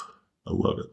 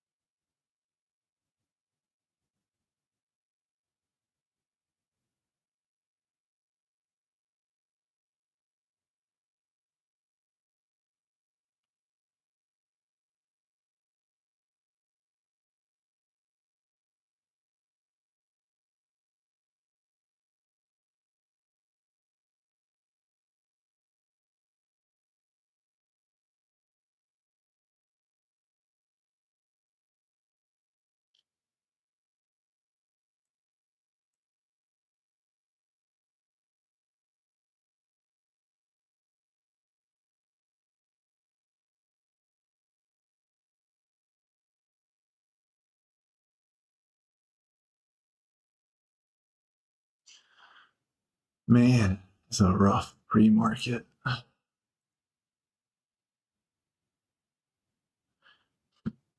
And these little pops like this, again, I'm being more picky than normal. I typically play these because what's typically going to happen. It's not going to make the next move up right here. It's going to come back to VWAP, then bounce. But with pumpers, you just got to be a little bit cautious. Because look, it might break a new high here. I shouldn't say with pumpers, with pumps. I don't think Moon Market's like pumping and dumping, but he has a following. So if he mentions a ticker, it's going to go ham, and he knows that. But this is definitely a pump. And here it is, breaking new highs. Yeah, I'm going to avoid.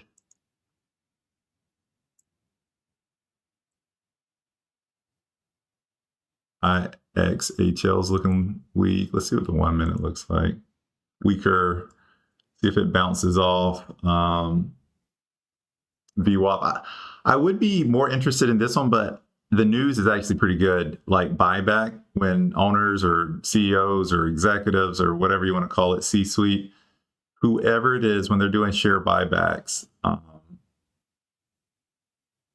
that's a bullish sign. I'm not saying this company is like, it's probably a PR move to try to get whatever they're trying to accomplish, but I can see this one running because this one likes to run anyways. Right? Yeah.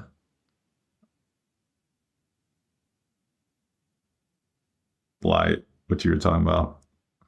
I'll pull it up right now, actually. It's going to $100. Guarantee I'll see it.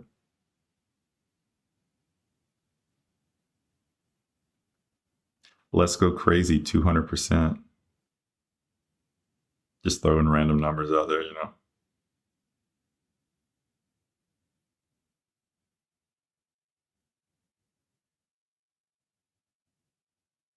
This one guy has an average cost of $33.36 for ELAB. Should tell you something. We know the game. Reverse split. Get your float tiny. Release a PR. It pumps. Dilute shareholders with an offering. It tanks. Like, it's just the most typical. And then steal money from the market. Pretty typical moves for small caps. UPST. Sounds like a big ticker. Might be wrong. Let me pull it up.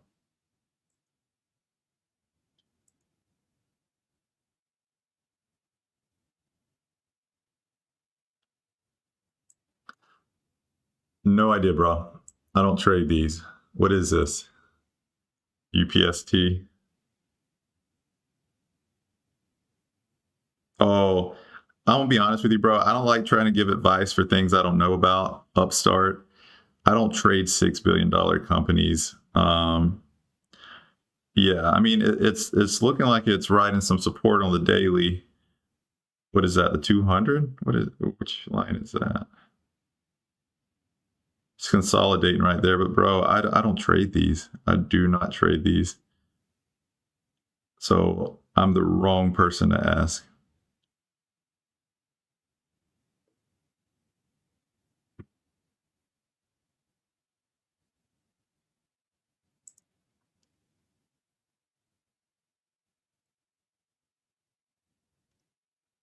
Yeah, it's consolidating there on the 200, but to be honest, a call after today would probably either make you bank or you're going to lose all the call, because 10 o'clock after Powell speaks, I think there's going to be some chaos in the market. LIMN, I'm thinking about playing this VWAP rejection here. Since it's running on no news, I'm going to add a little entry right here, but I'm not going to be very heavy.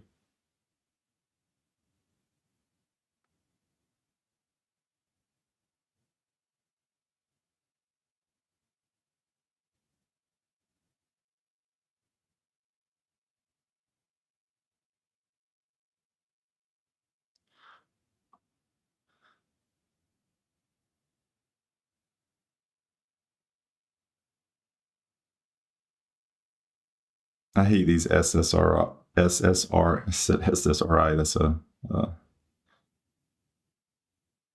medication class. SSR, I didn't get completely filled on it because it's a short sell restricted, but I got 433 shares at 393. So it didn't fill me completely, but that's all right.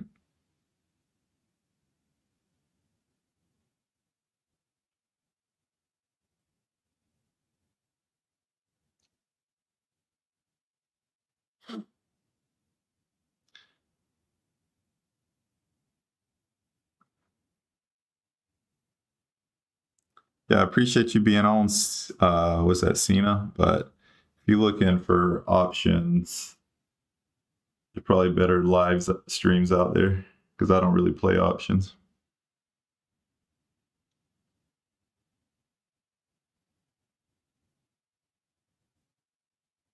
Actually, I don't buy any options ever. I sell options, but I don't even talk about that on here much.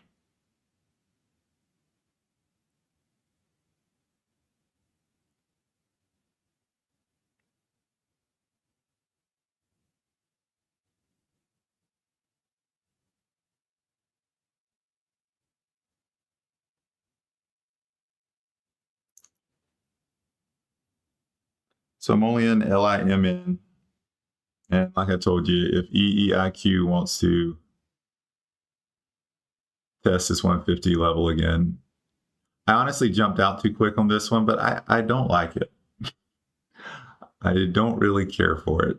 If I get a confirmation like a double top fell, like so if it gets back up here and tests, and then it fails again, then I might hold and write it to VWAP. Or maybe even one, I don't know. But this first initial move, I wanted to take profit quick. And this next move, because I just haven't made any money today. Like, it's been super slow. IINN.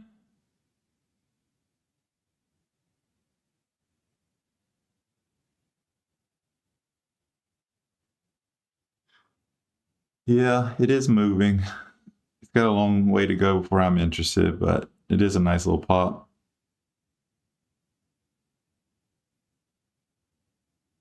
Hey, are the locate fees on TZE manageable?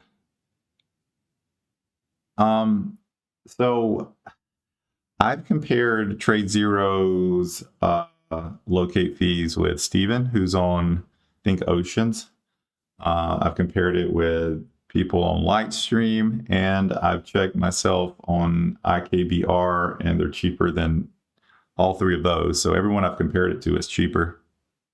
And it's commission free for most trades. So this is, again, I'm not going to push anything that I don't think's the best or one of the best. So yeah, I think they're manageable. And again, there might be one out there that's cheaper, but my small sample size, they're usually the cheapest. TradeZero.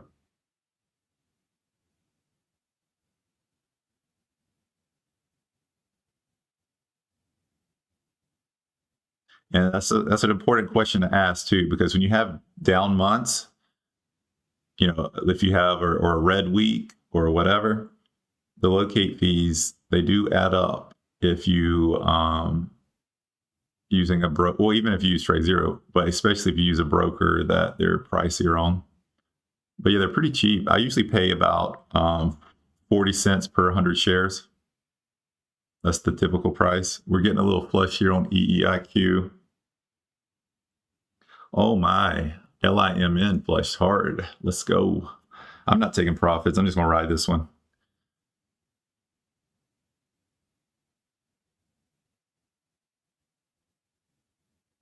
At least to like 350 and potentially 320 where the 200 is.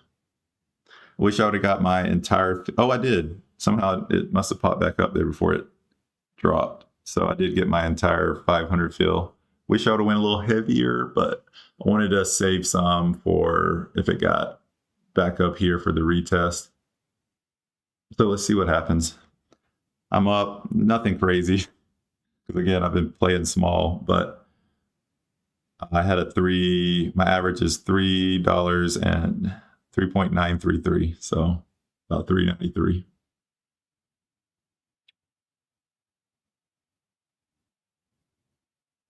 Let's go, Alex. You scalped it.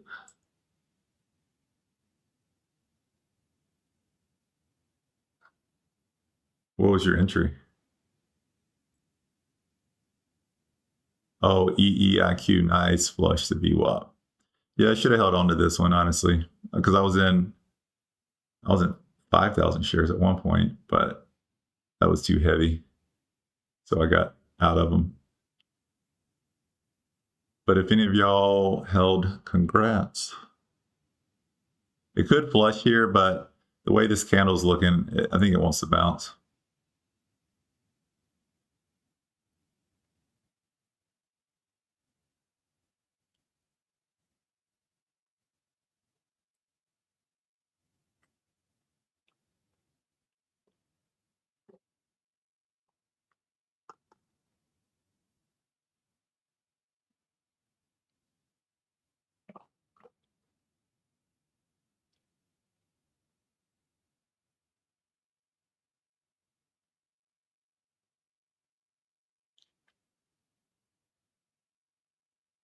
Oh, this has been a tough pre-market.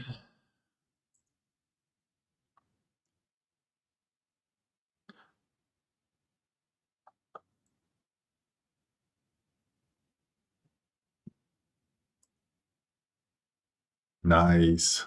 Good call, Alex.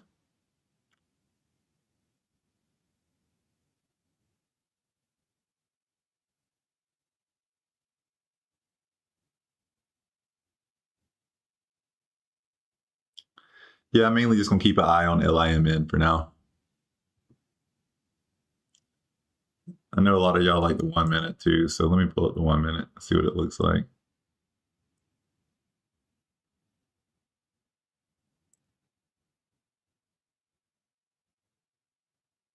I'll start feeling really good when it breaks like this 365 level.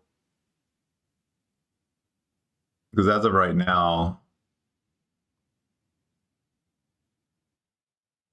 it did make a higher high. I would like for it to, this next move, make a little bit like break past this level to kind of confirm more of a bearish momentum. And again, I know there's a lot of people out there that teach all kind of things. I am not professionally trained at all at reading charts, reading candles. I know everybody and their mama seems to have went to the Tim Sykes stuff.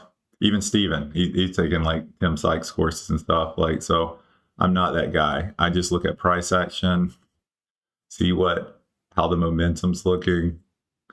We're breaking new highs, breaking new lows. So there's probably better indicators out there, but this is how I look at it. So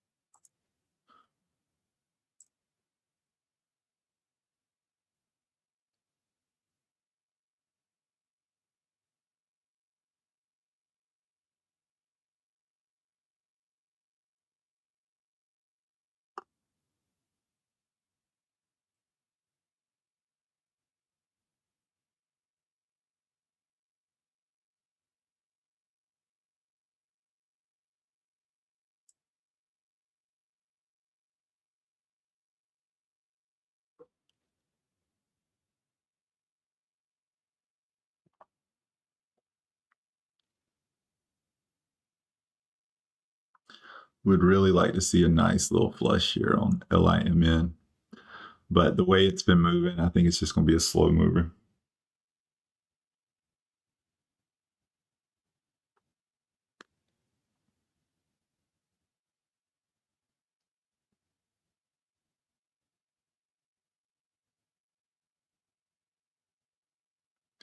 So I'm almost at 500 for the morning, which I'm not. Again, I like for it to be four figures by the time we end pre-market, but with today's price action, I'm actually pretty content with 500 because playing smaller, not a lot of big moves.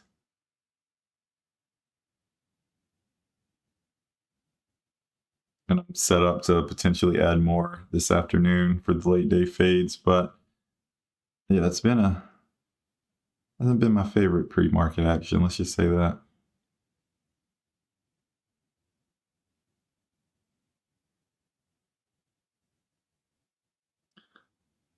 Nothing. I haven't seen anything that I want to go heavy on or heavier on. And I'm going to talk about this a little bit. So this week I've sized down and I felt so comfortable trading. Like it's like next level. Like if and maybe I have been trading a little bit heavier than I should have in the past or earlier this month or whatever. Uh, but the point of me bringing this up is like find that price range that you're comfortable at, because I've scaled up, I've scaled down, I've tried everything, and sometimes when I'm in a market that I'm not super familiar with or a cycle, the best thing to do is just size down till you get comfortable. And not saying I'm not comfortable in this market, but this week it's been a crazy week with a lot of fake outs, especially intraday. So I've been trading a little bit on the lighter size, but I've felt really comfortable at this size. So I can keep it up until I see more A+ setups I like. But maybe this afternoon we'll see some.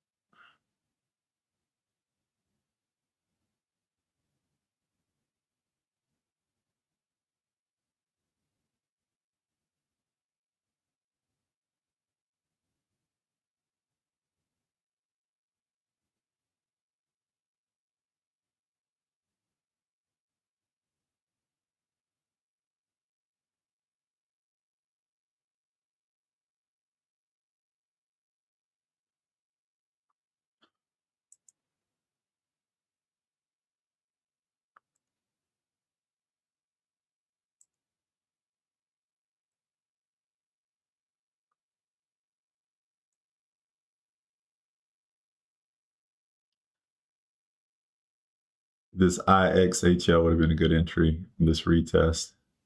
So if this one pops as well one more time, I'll consider an entry. This might not be a bad. Well, most of y'all know in the play we have a playbook called the VWAP fade, when a 5-minute candle closes under VWAP, and fundamentally it's a trash company. But the good news kind of invalidates that setup. So, but a lot of times once they close under VWAP like this, especially after a failed retest, they usually keep fading. But since this one had buyback news, maybe it fights and the market opens in 33 minutes. So anything can happen at market open, but I wouldn't be surprised if this one keeps fading though.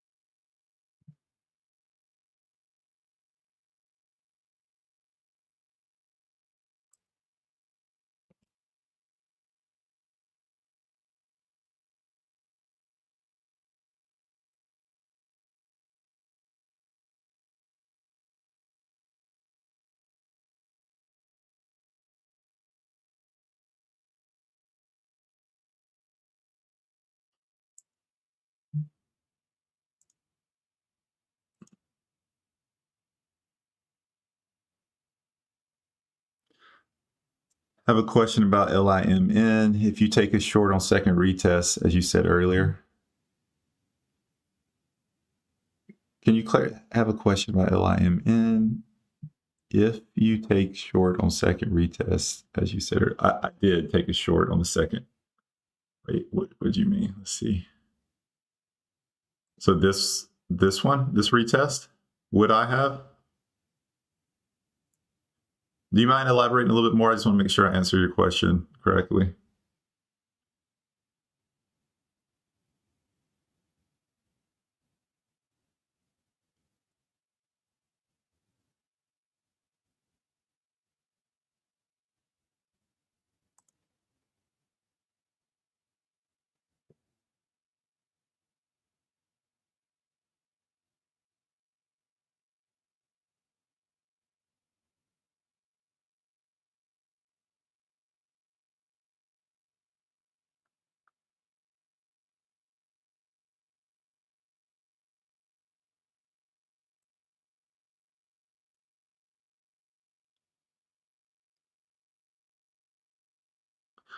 So yeah, if it gets back up to this $4.30 level, I would, yes, I would.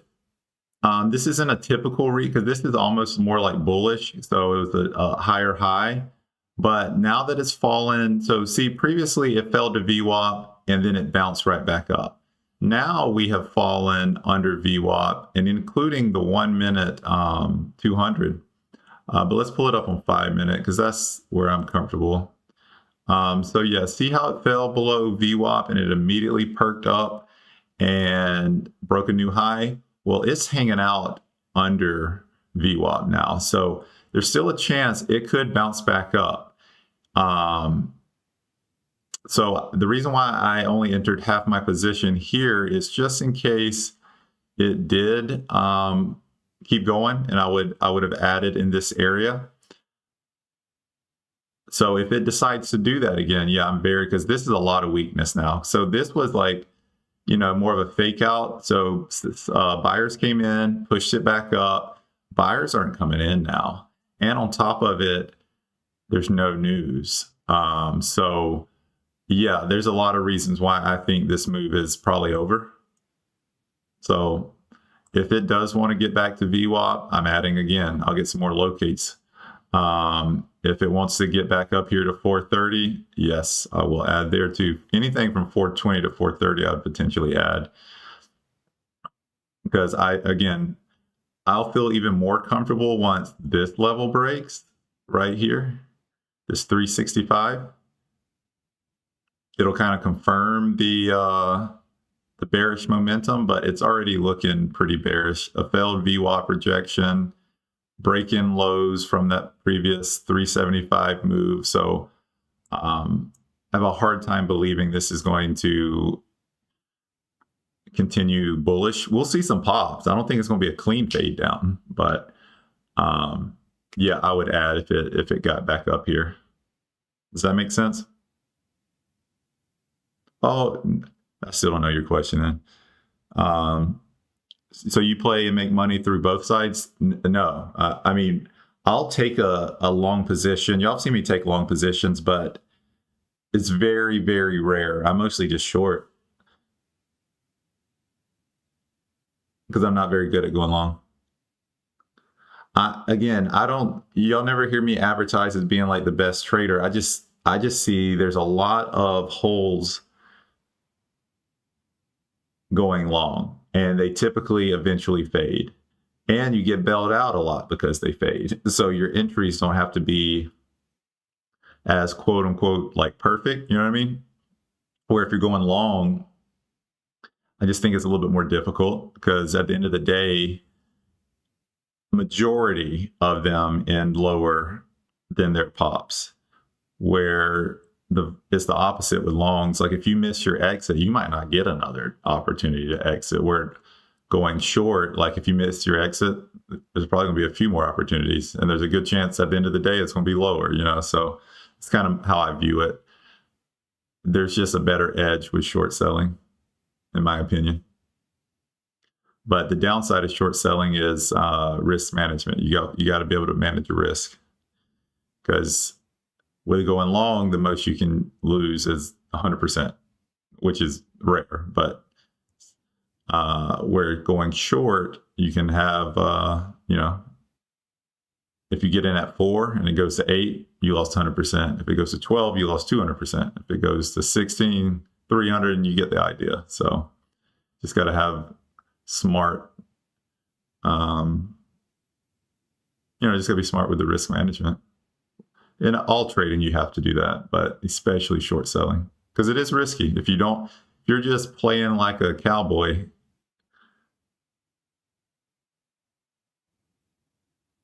you're not going to have a good shorting career. And I did play like a cowboy in 2023, and even some in 2024 worked out, but I think eventually it catches up with you.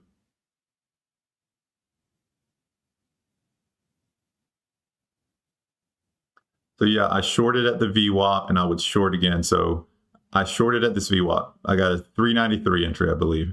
And then I'll short if it gets back up here. But again, this is far from an A+ setup, because again, it did break a new high here. The reason why I like it now is because it strong red candle under VWAP, and then it tried to test. So I entered on the test. Some people play the back side. I play the front side probably more than I should. So as soon as it tested, I got in it. Or you could wait for weakness, so there's all kind of ways to play these. But again, I keep saying you when I describe things, because it's just easier to do it that way, but not financial advice. It's just how I play these. Because again, like I said, a lot of people are, whether it's taking courses or following, people that are educators, like that's not me. Like I just play the market how I see it. So this is just how I play these.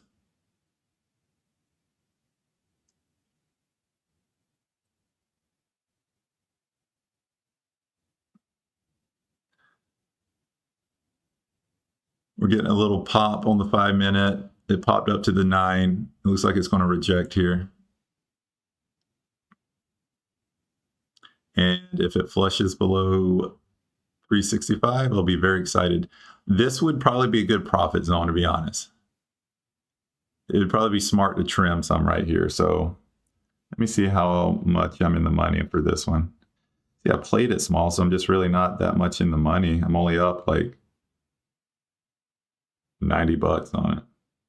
So that's why I was kind of hoping it would flush a little more.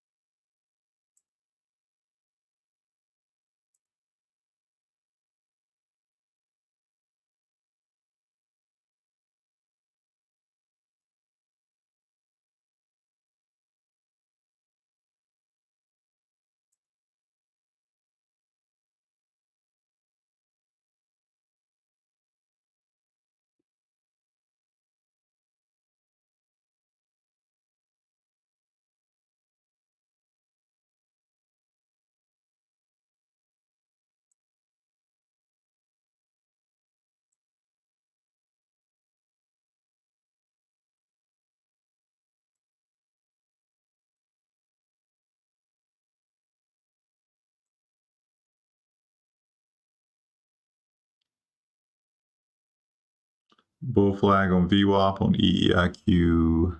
So this move is expected. Should be interesting to see if continuation. Yeah. Yeah, this one, I'd be more concerned that EEIQ runs than LIMN. But again, anything can happen at market open, and I'm hoping not to be holding anything at market open, to be honest. I'm not going to hit the number I wanted. This, like I said, I prefer it to be up a little more than I'm at right now. If I combine my realized and my unrealized, I'm like close to 600, which is not bad. I'm green, but the reason why I say it like this is just because I know myself, and it's going to make me want to trade throughout the day. So I'm just going to have to practice good self-control and just wait till 2 p.m., 3 p.m. to wait for my late day fades. Because the problem is, if I don't leave pre-market up,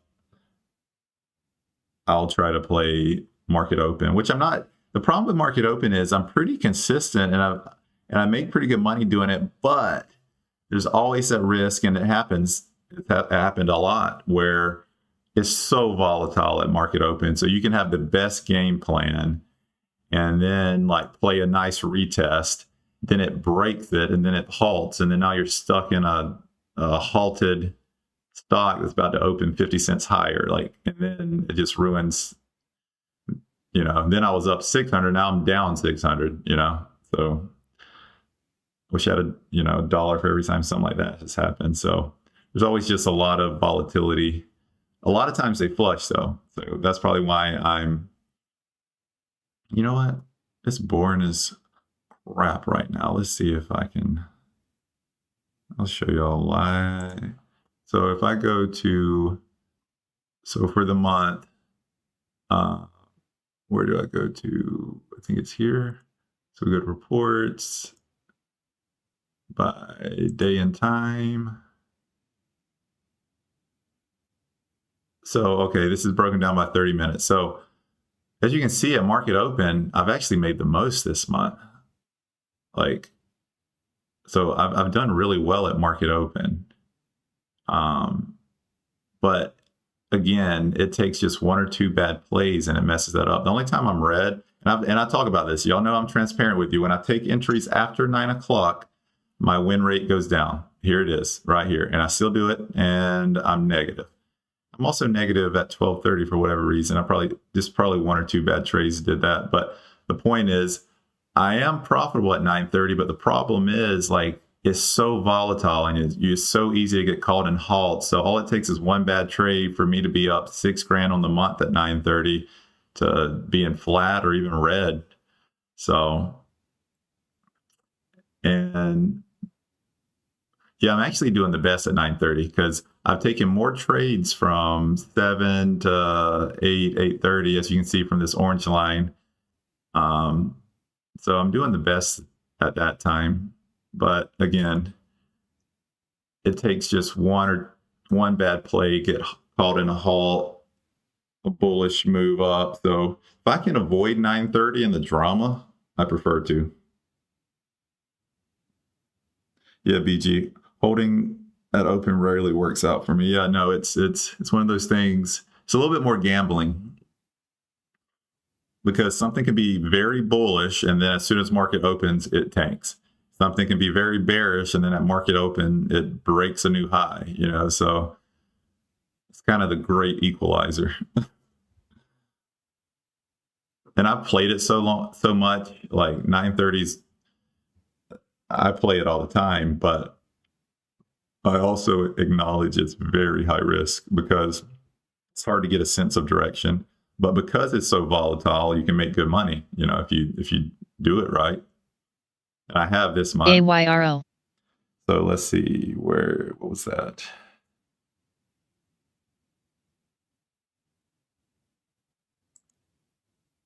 AYRO.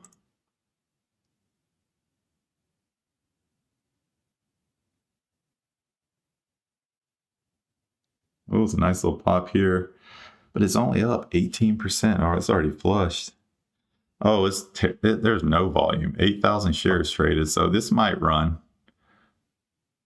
But yeah, I ain't getting it if it's only 9,000 shares that traded. Let's see. I'll keep an eye on it. I'll pull it up for you guys. Man, IXHL, I should have played that one. It is going to end up fading probably. AYRO. It's not getting any more momentum either. Only 13K shares have been traded on it. But it's flushing.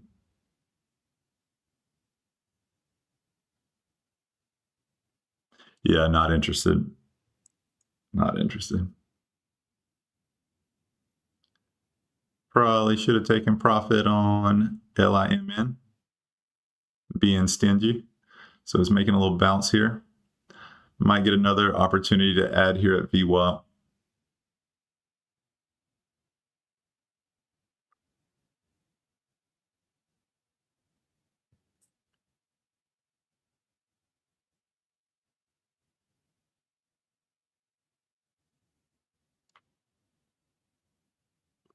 And going back to the data where it shows like 9 o'clock, I'm in the red this month. It's like I say it all the freaking time.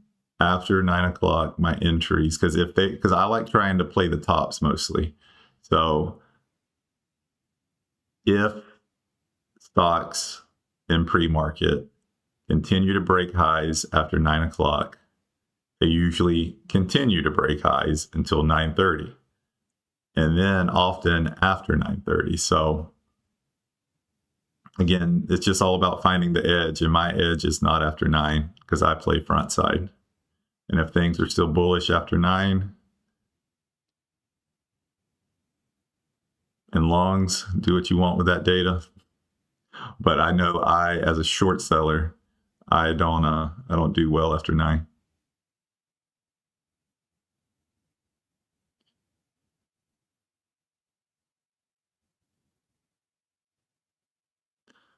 Appreciate that, Manny. That's a nice comment. Appreciate it. And y'all help me stay accountable too. And y'all help me with alerts. So it's mutual, but yeah, appreciate it.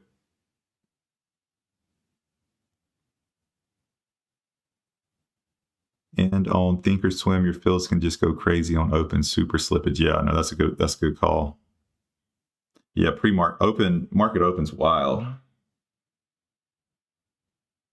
You can leave market open banking, making crazy money, or you can leave market open just battered and confused, and down badly. And again, as I mature as a trader, I'm trying to do less of the quote unquote, like gambling, the higher risk.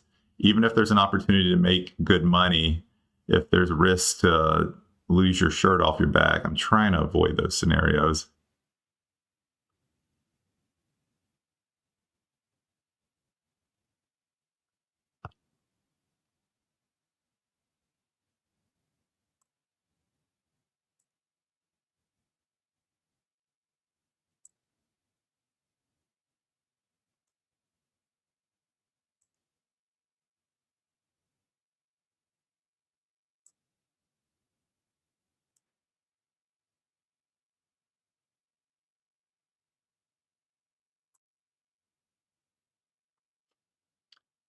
Alexandria, that's a wild comment.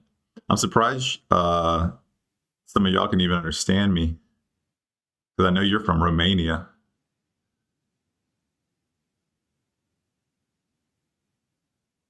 I know y'all know English well, but my accent, I know I got a little bit of that country. Grew up in the Panhandle, like 30 minutes from Alabama, 30 minutes from Georgia, so kind of sound like a hillbilly. I like EEIQ long if it goes through 150. Yeah, no, I agree. If it breaks 150 and holds, that thing could run.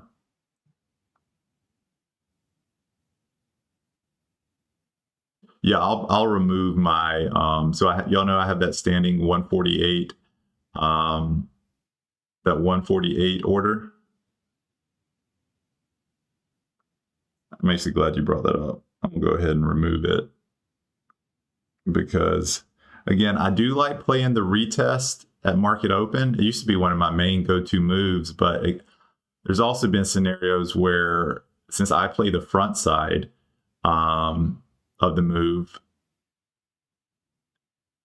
that sometimes it gets hit and then it just immediately keeps going and then it halts. And then, so probably better to play the backside move at market open. But the problem is sometimes it's just like one wick up and then it's over. And I hate when I miss that. You know what I mean? So it'll be at 136, wicks up to 150 in like 5 seconds, and then it's back to 136. And then I miss that fill. But again, I'm sometimes it's okay to miss fills. It's all good. So that's why I went ahead and removed that order.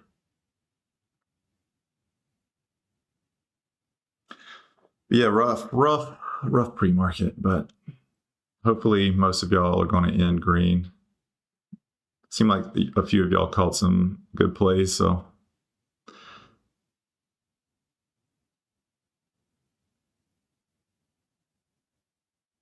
Appreciate it.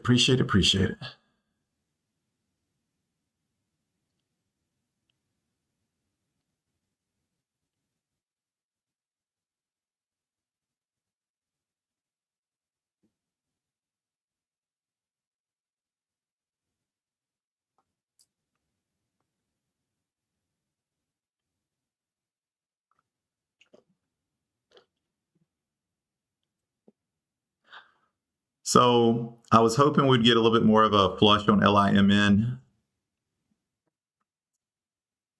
I am tempted to play this one at market open, though, after I gave all those disclaimers about market open, because now it's already reversed on me a little bit.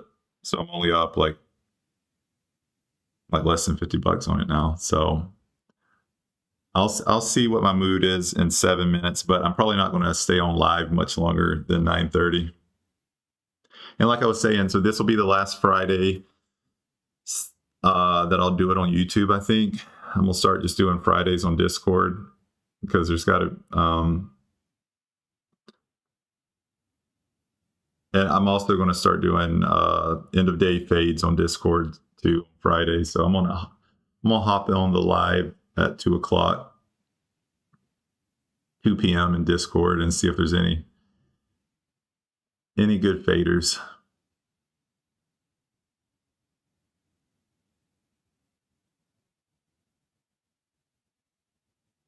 Oh, I've missed a lot of comments. So what is your win rates?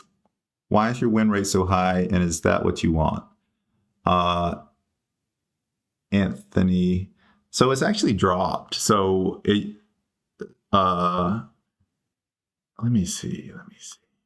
So the last thing I'll share.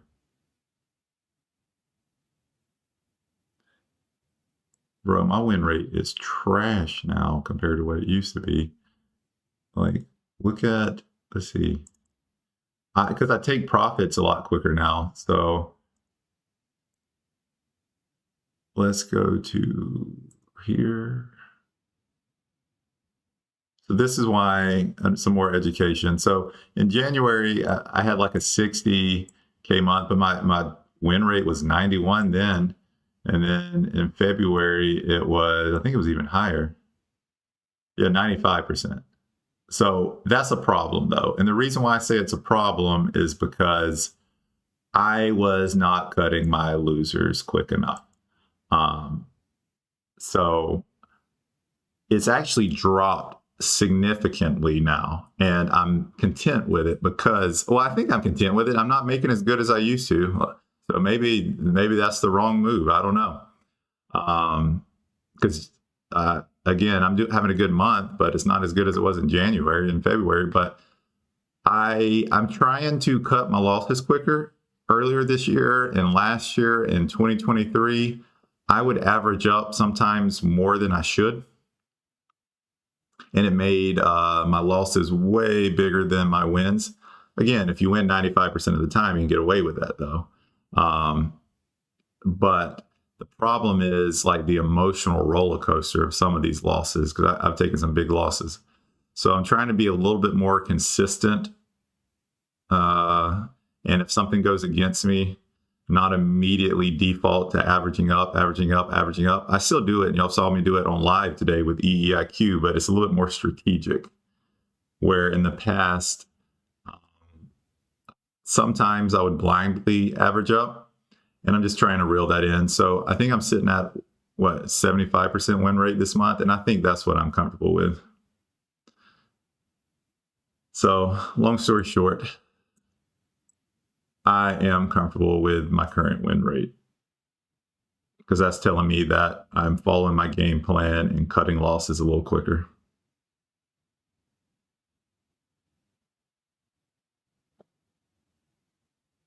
Alec, you said $2 level, 223, pretty big for EEIQ. Let's see. Yeah, I'm gonna let it make. Oh yeah, for sure. I see what you're saying. Yeah, I'm gonna let it make its move, especially if historically it's gotten up to these levels. It looks pretty easy too. Some crazy wicks up here. So yeah, this one could run. This one, and it's been consolidating at this level for a while, so it's probably ready to run too.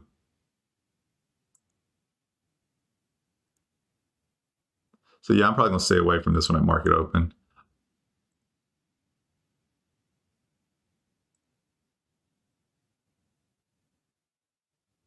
I'm probably gonna play another retest here though. I know the market's about to open, but I might, like I said, I might hold this one market open, but I'm gonna have my finger ready on the market order if it starts going against me.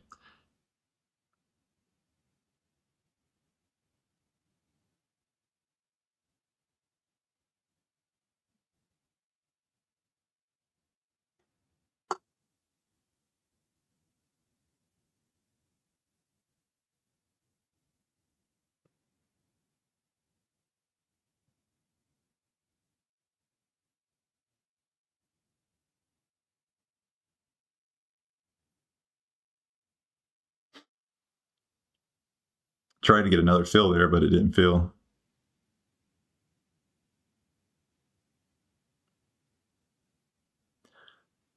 Based on this pattern and the way it's rejecting, I like what I see, so I'm gonna hold it into market open. But again, if I was in heavy, I wouldn't do that.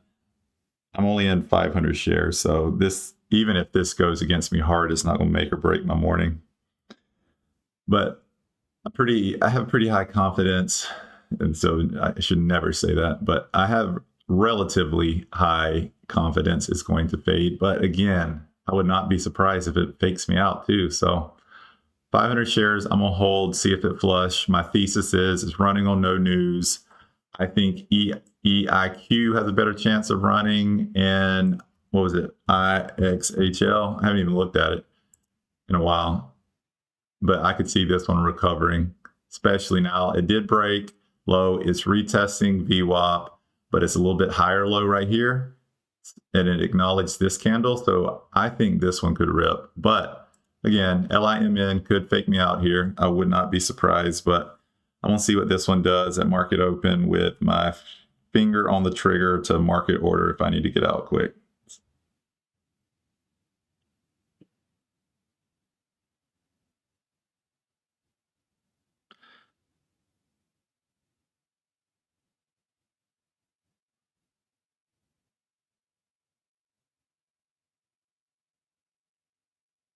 Good morning, Ordo. I responded to your Instagram message too, by the way. TradeZero was glitching out.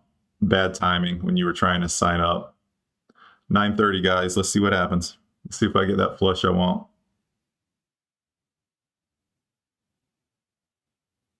So I added there the VWAP.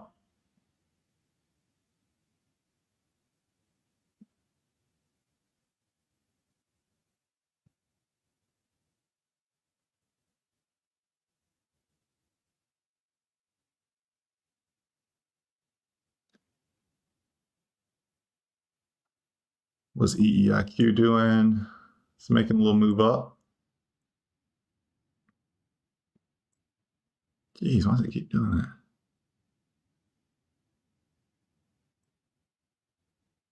that? LIM looking like it might fail here, but not celebrating yet. The first move's usually a fake out move. So I don't know if it was that bullish pump to VWAP, if that's the fake out and we get a flush here, but that's what I'm hoping for. Let's go. I'm in 1,000 shares now, so if I get a flush, it'll be a little bit nicer. First profit zone will be 370. But like I said, if it breaks over 4, I'm just going to cut. So let's see what happens here.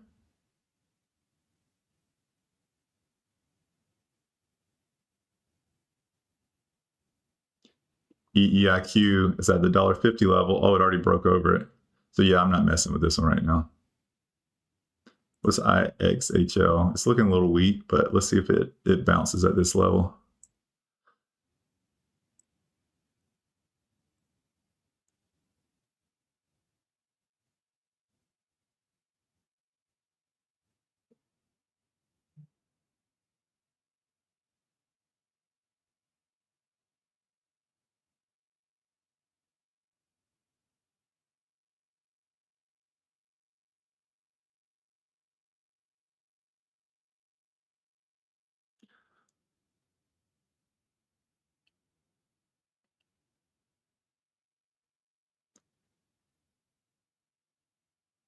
But yeah, Ordo, it was bad timing. My code wasn't working, but everything should be working. And regardless, I just said, hey, make sure this guy gets all his incentives that he's supposed to.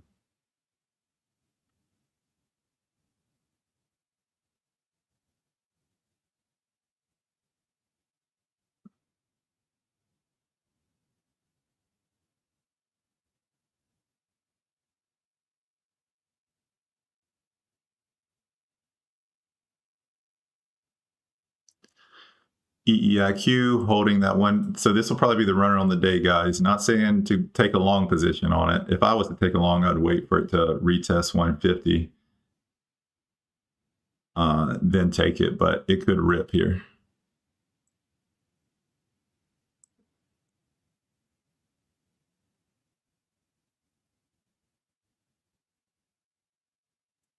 More focus on my LIMN flush.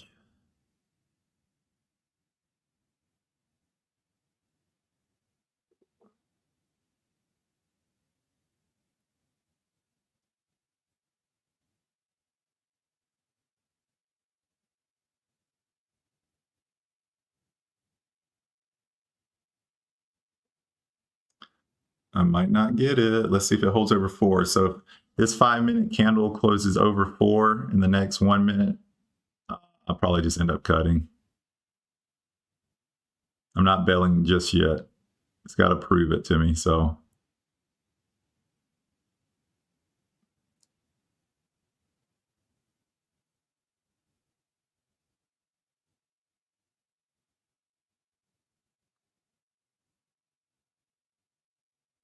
and that's why. That's why. I'm done for the day, guys. Thank y'all for tuning in. That's a wrap. That's the move I wanted. I'm out.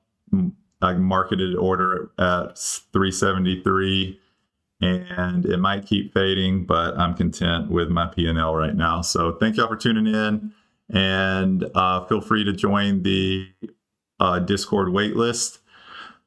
I'm going to try to open it up this weekend. Oh my God. I should have held a little bit longer. Look at this move. Jeez. But hey, I still feel good where I'm at. So, man, what a flush. Woo. And it's still going. If any of y'all were in LIMN, I hope y'all banked. We picked the right one, guys. We picked the right one. So anyways, on that note, I'll be back on Monday, and for y'all that's in the Discord, I'm sure I'll be posting throughout the day. So see y'all. ELAB.